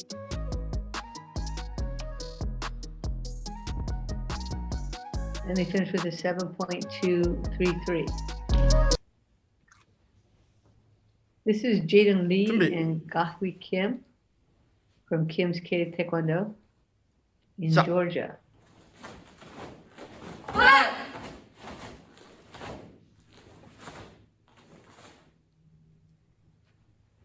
So here they're so close actually that their stances overlap. But it makes it a lot easier to kind of take in the movement as a pair because I don't have to look from one to the other. I can take them in as one. Right.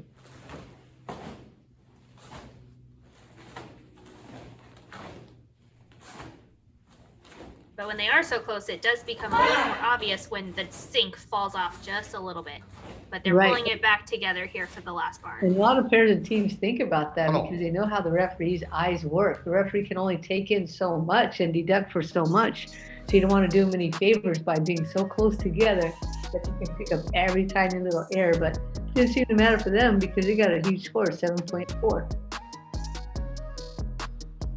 Right, good accuracy, 3.2. I do think a lot comes down to presentation once you get to the top athletes. Accuracy isn't going to vary that much. So being able to have your sync, your expression of energy, volume of motion, have that match becomes important.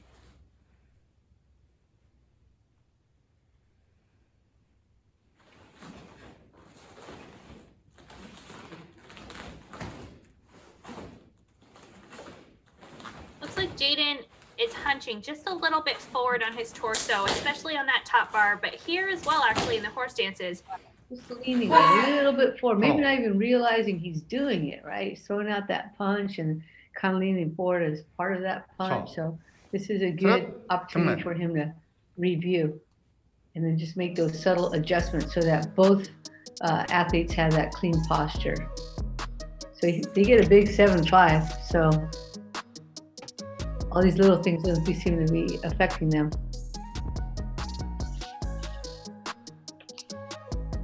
And they finished with a 7.450 and into first place. This is Dylan Kim and Megan Kim from California. They look like siblings. I'm not sure how they'll take that. So they're coached by Chin Sun Nu and An Hui and Long Wen, and they train at Taekwondo Kids in the Team M Community Poomsae program. They have some interesting lighting. I don't know if I noticed the lighting before. Maybe it's just a different time of day. So they have good use of the front lighting. Right, that did put her in the shadows a little bit as they came all the way to the front of the screen. It lit him really well, though. 바로 But nice, very similar movement.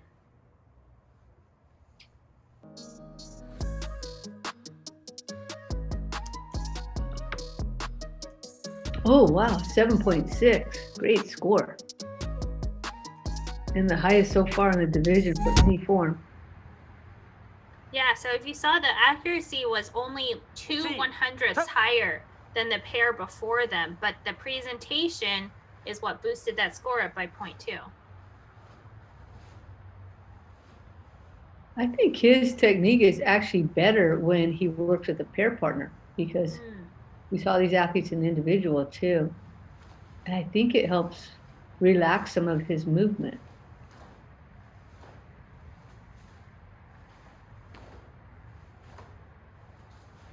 Slight rebound there on that X punch. It's hard when you want to like punch and then your head pulls back afterwards. You really have to kind of tense everything when you step back into that front stance with the X block punch. Something to work on, but overall, really, really solid. We're looking for another good score here. We got a big 7.6, and then look at this one, 7.73. So into first place with a bit of a gap. 7.667. And that's not a bit of a gap. Actually, it's quite a big gap. This is Eric Chua and Kaylee Yoshida. They're from Black Tiger Taekwondo and Elite Taekwondo Center, and co-chaired by Kwang Gilbert. And they just started working together in September, so this is a very new pair.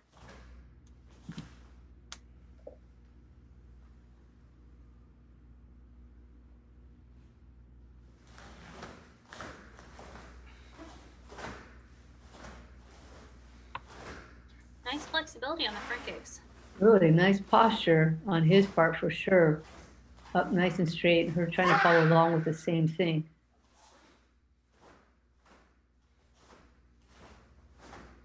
Well, definitely his kicks are the highlight.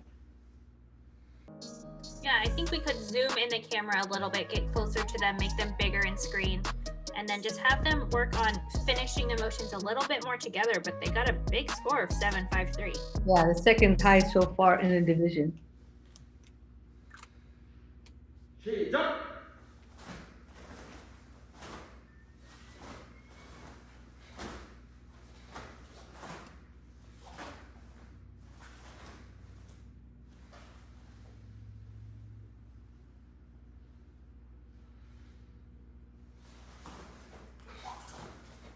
I think they just need to put in a little bit more work together. Oh, he's so tall. Look, he covers her up in this bar because he moves so much more than she does. That's interesting. Maybe I would put her on the other side then for this. Right. Just because when they turn to the left there on the top bar, and he took that big step, which is great, but then we couldn't see her. Right, she disappeared. And there's not much space for her to go. So 7.2. Wow. Oh, goodness. So that's the same score that Dylan Kim and Megan Kim got on this form. They're just behind with 7.663. Now that's tight. Here are our standings so far with Dylan Kim and Megan Kim in first. We have two more pairs to go, and it's likely they're going to want to fight for it. This is Eric Gunn and Juliana Candelaria.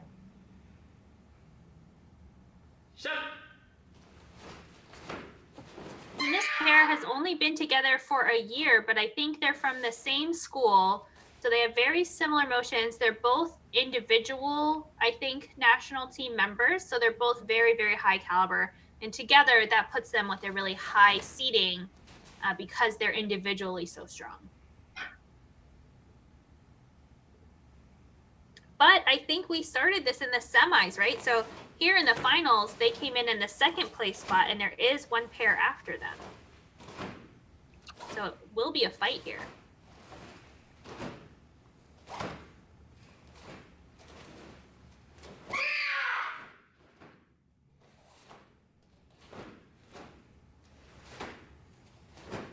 These two real patient with each other, know exactly how they want to time those attacks.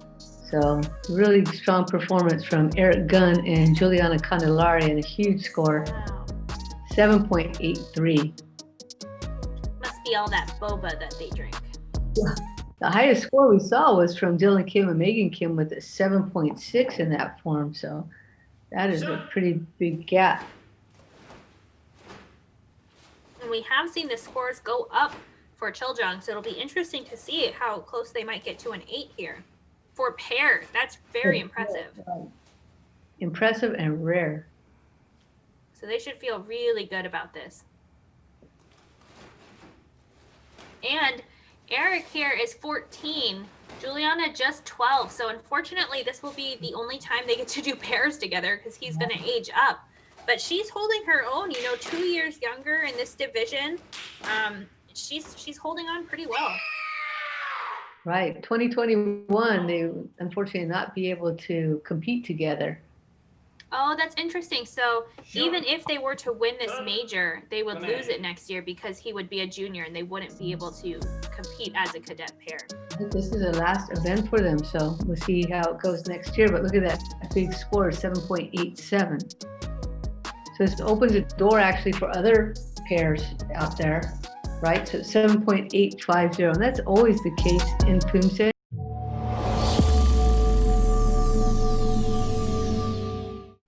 And we're here at the 2020 USA Taekwondo online. That's a Poomsae Grand Slam, and I'm with Michaela Zhang. And Michaela, how are you doing this afternoon? I'm doing good, sir. Thank you. How are you? I'm doing well also. Let's kind of get right into it. You're doing pairs competition with Mikkel Cho, and you guys have competed out in live competitions, but now you have to zoom in and do this together on an online format, and individuals tough enough, but how do you guys do your pairs competition for an online recorded format? Well, for pairs with me and Mikkel, we have to try to find each other's styles and match up the Poomsae together, because that's the biggest thing about pairs, that you have to match up with your partner.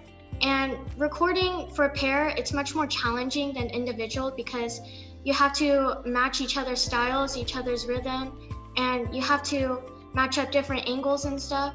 So I think pair is more challenging than individual, and it takes more time because if you're not in sync, then you have to keep trying to retake the Poomsae. So it does test your conditioning as well and how well you can communicate with your partner. Oh, no, it makes total sense. And you're right. To me, it seems like it would be more difficult because not only do you want to get the perfect Poomsae out, but you and your partner have to be dead on.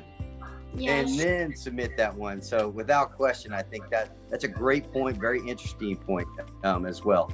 Okay, Michaela, I know you compete in high-level Poomsae. We know that you're a great martial artist, but what do you do when you're not doing Taekwondo?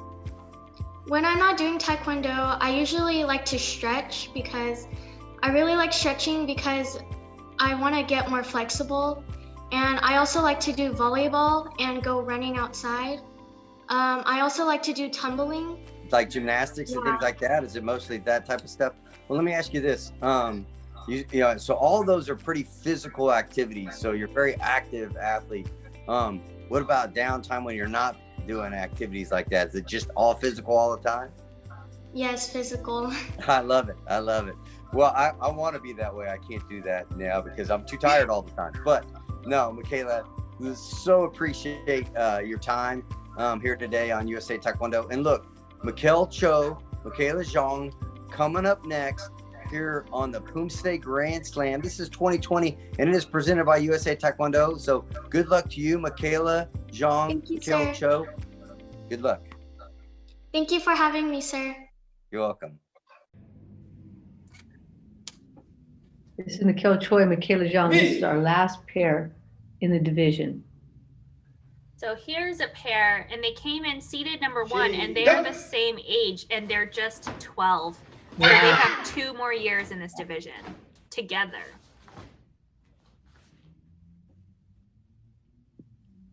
And they also just started competing as a pair this year, so they don't have a ton of experience together. but individually very talented athletes.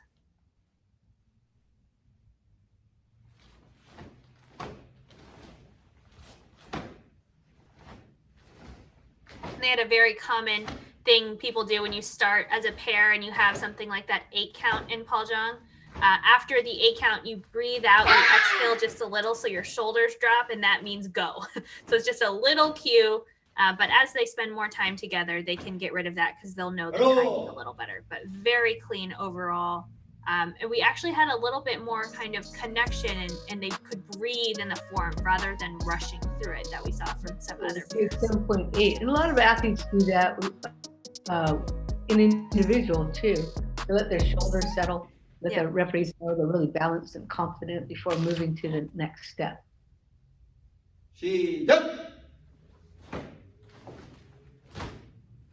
So this is really tight here. Eric and Juliana had a 7.83, then bumped up to a 7.87. Mikhail and Michaela had a 7.8. So they need to get closer to a 7.9, I think, if they want to tie.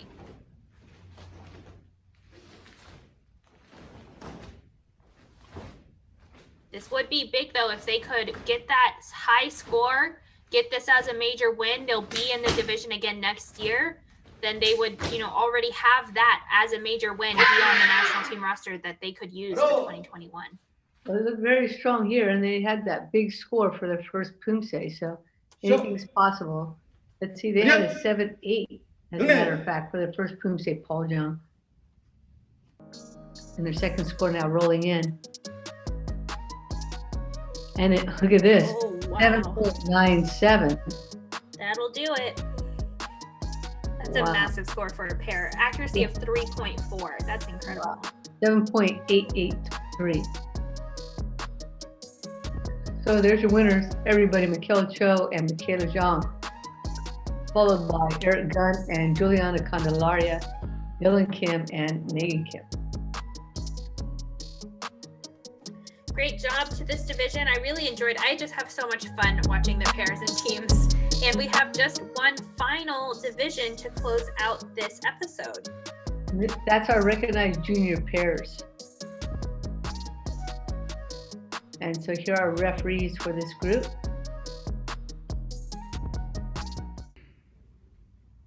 And up first, we have Lu Fei Sung and Destina Darce from New York, trained by their coach, Suji Kang. So we have a full 8 in this division. And this is our last division of tonight's episode, right, Miyako? Yep. So we have the last 16 forms here. We get a long one with Kumgang, followed up by a really short one of Sajang. So it'll be interesting there. Different Kumgang versus 4.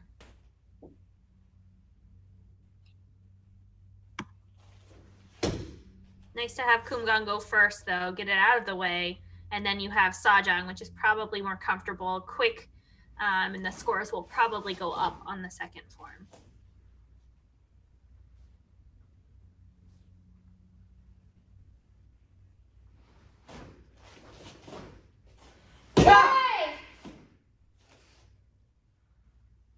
Pretty good sync here for this pair.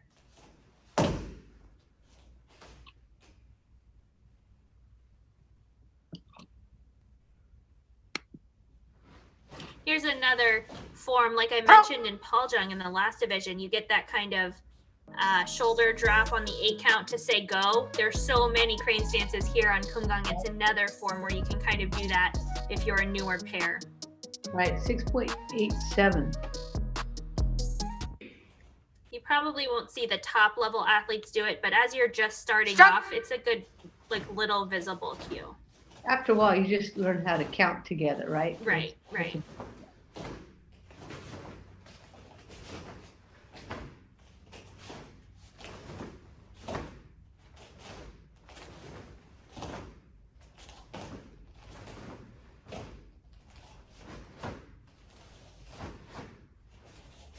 It's interesting here, we have 8 junior pairs, but we only had 1 junior male team.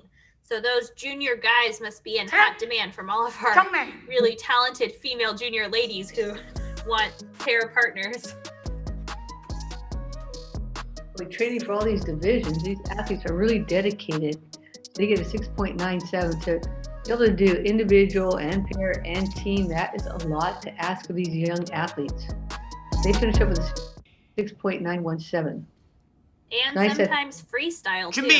Oh, right, and freestyle, and that in individual and pair and team. It's really nice that their parents are so supportive.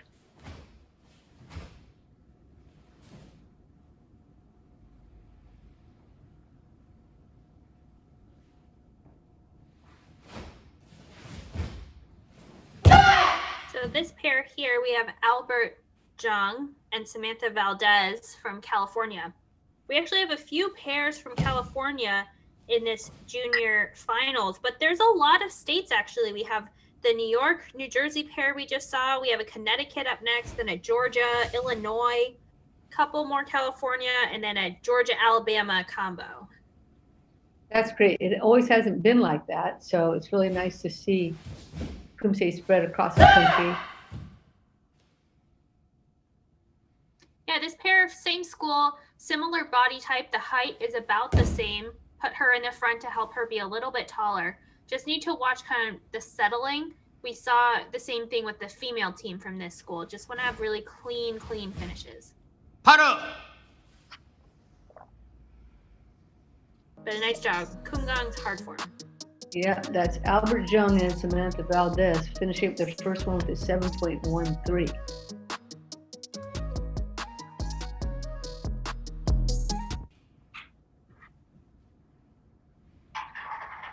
Stop!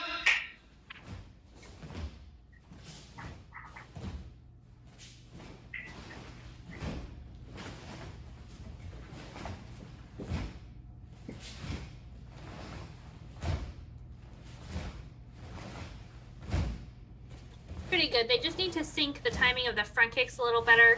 They're not quite going up and down at the same time. 바로!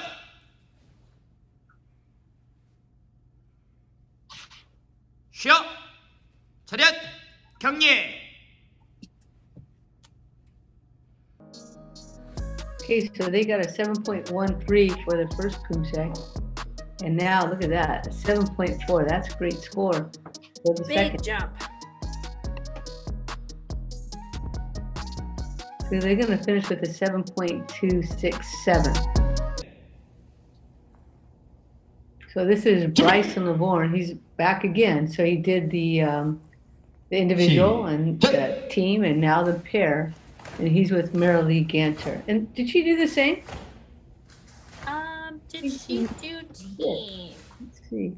I don't think she did. Well, yeah, here they are up here. So she did individual and team.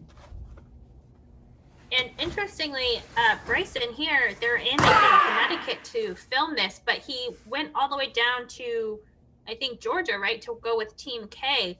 And so he did a lot of recording in 2 different states all in 1 week. That's a lot of travel and recording. I would be so sore. Yeah, he's good posture here. Oh, spoke too soon. A little bit of a balance check. Did a nice finish out of the spin, picked up the knee just a little bit different timing.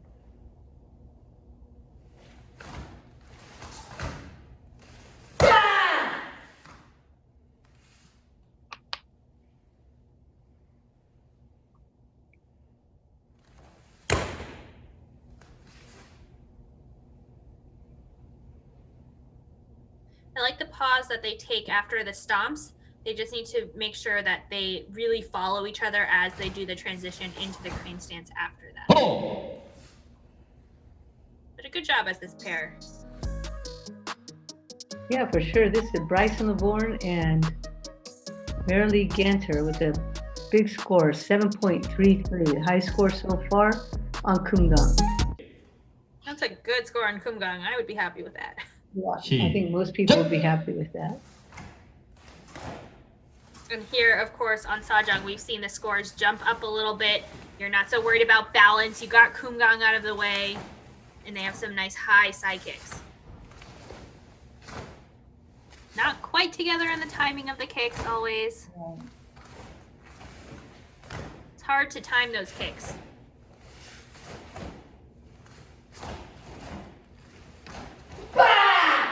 바로 샷 경례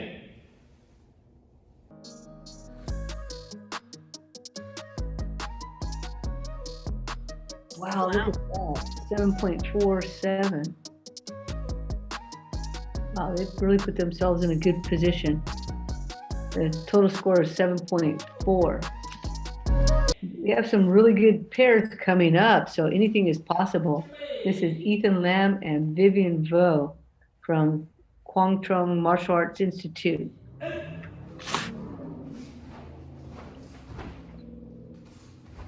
They've competed as a pair now for 4 years. That's like a lifetime for these juniors here. They're both 17 years old this year, so about to age up into the senior 1 division. It's nice that they're both the same age.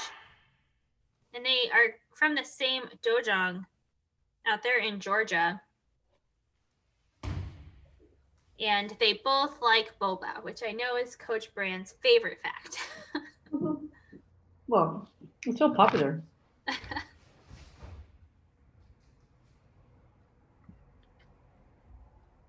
Vivian also competes in dance outside of Taekwondo, and she plays the cello and is very energetic. And again, Ethan loves eating Korean barbecue.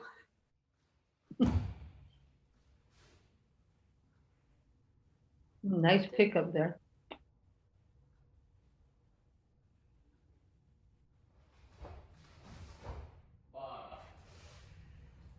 They both sort of had a little bit of a rise and fall on their spin, but they did it together, so it's not as distracting, I feel like. Big score. Nobody noticed. They got a 7.57.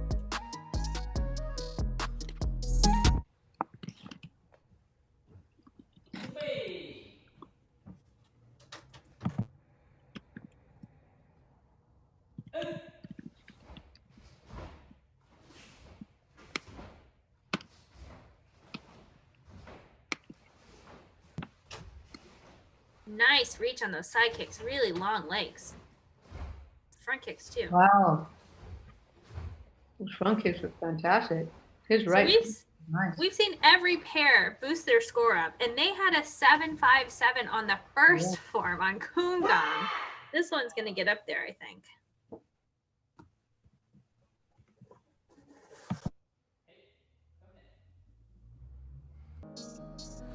Well, same thing happened with our cadet pairs, right? Where we saw some really big scores. Now they have another 7.57. So I expect the same thing. We still have 4 pairs to go. They finished with a 7.567. So they had a really strong Koongong to make it the same score as their Sawjang. Right. This is Humza Kwazi and Megan Cho from Illinois.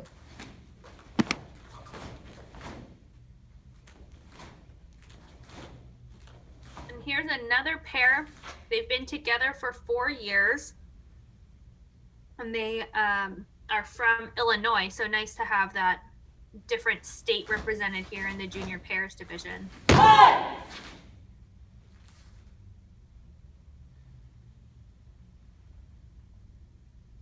Megan plays pickleball in her free time.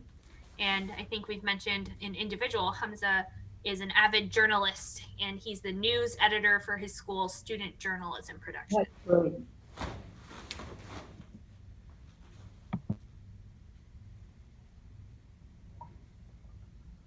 I hope he does a story on this event. That's a good point.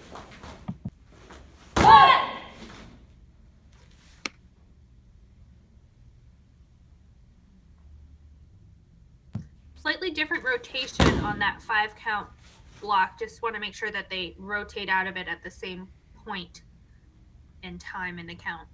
That last turn, just a little bumpy.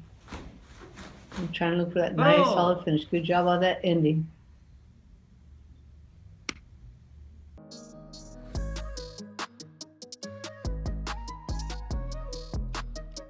We get a nice score, 7.37. It's the second highest score so far for Kumgang. 시작.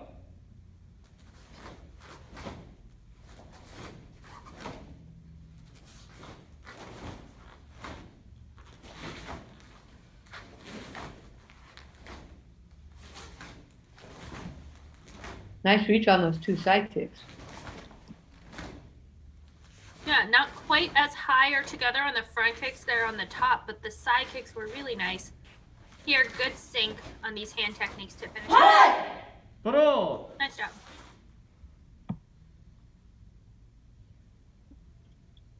차렷.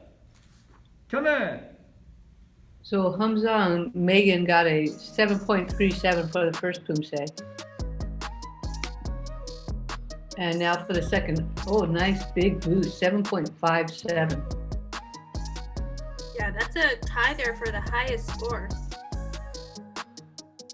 And finishing up with a 7.467.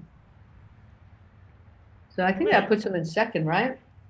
It does, and we have just 3 pairs left for this division. Up next, Jacob Gonzaga and Charlene Duong from California training with Team M under An Hui and Long Wen.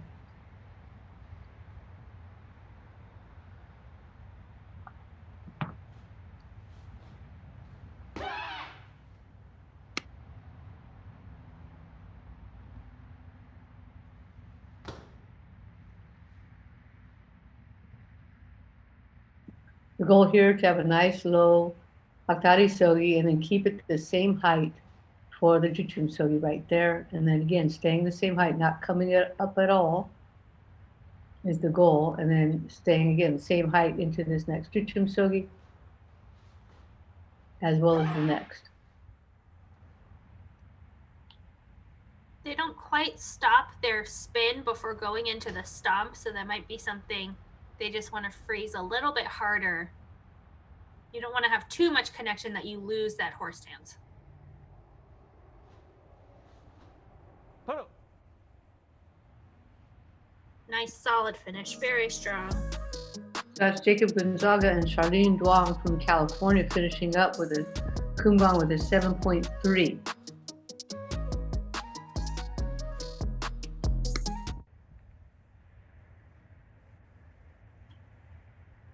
시작.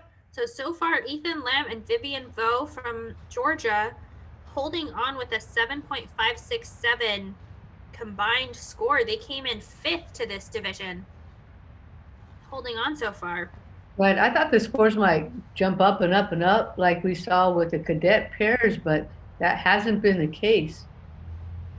Kumgang is a hard form. It really can just, take out a few points. I think it's one of the lower scoring forms, although they do have Sajong here. That is a higher scoring form.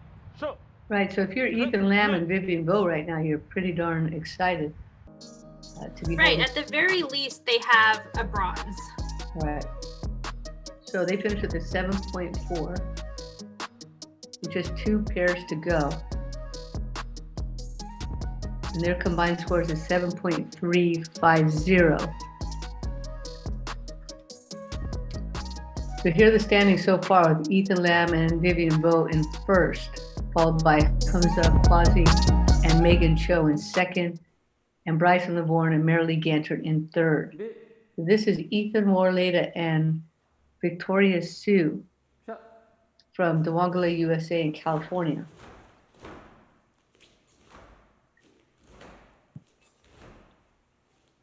Back stances looked a little bit short. It's hard to tell from this angle, but you do want to make sure that they are regular full-length back stances.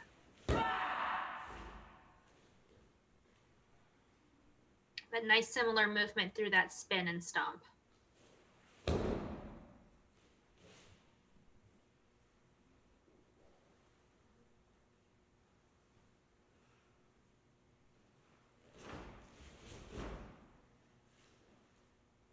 It's hard at this angle with such a clear backdrop. I feel like I never noticed at tournaments, but on these high blocks of the crane stance, depending on where they are, if they're right in front of the camera versus off to the side, the angles of that high block, is it in line with the head? Is it way past? It doesn't look the same. And I think that they're both probably doing it right on their body, but just on the camera, that one's pretty even. It's the other side when Ethan was off to the right side of our screen. Just didn't quite line up, and I think it's the line of the camera to the angle. And they get a 7.47, so that's the second highest score for Kumgang. And there is an opportunity here because Ethan and Vivian, while they did get a 7.57, they didn't boost up on the second form. So if Ethan and Victoria can jump up by 0.2, which is a tall task but possible here, they could tie up or try and go ahead. We definitely have those side kicks are looking pretty good in this form.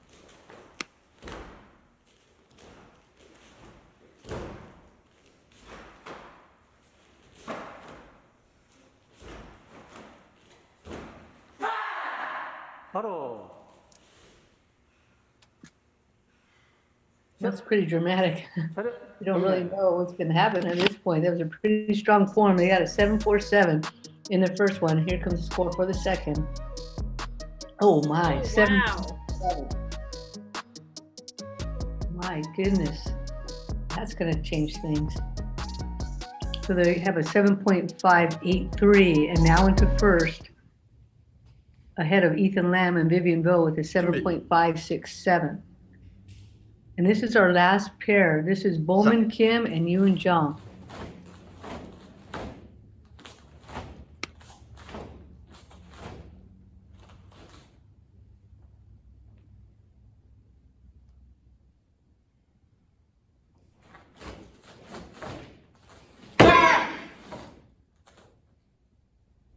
They're taking a very fast tempo.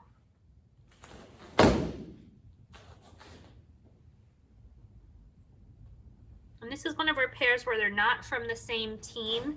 Yoan is from Alabama, Bowman from Georgia. And I feel like they're both very good individual athletes, but not quite synced on some of these starts of the slower movements. She tends to drop first. She drops a little bit early on the slow counts, and then he catches up. Right, and she doesn't know necessarily, right? Because she's leading, so it's his job to follow her timing. Got a little bit of a lean here and there in some of the performance, some leaning forward in some of the stances. So we'll see how this goes. Yeah, 7.37 seems about right.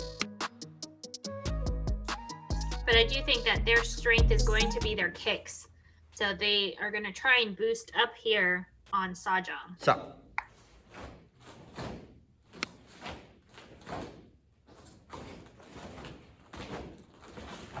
Boy, they like a really quick speed. Those kicks look very nice. Wow, Yoon had great front kick there on the left leg at the right in front of the camera. That's why you put her right up front. That was a smart move. And that was our last form for this whole episode. Finishing out this junior pairs division. Well, the time just flew by in this episode. Went really quick with so much great competition. So they get a 7.63. So let's see where that puts them.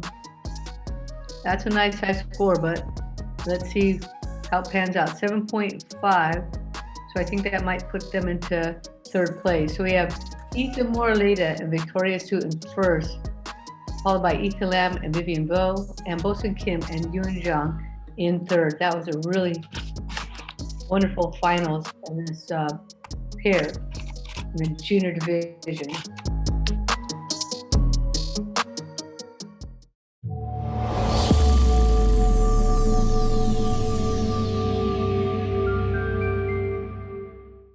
Thanks for joining us in our first Grand Slam Finals episode. Wasn't that wonderful action, Miyako?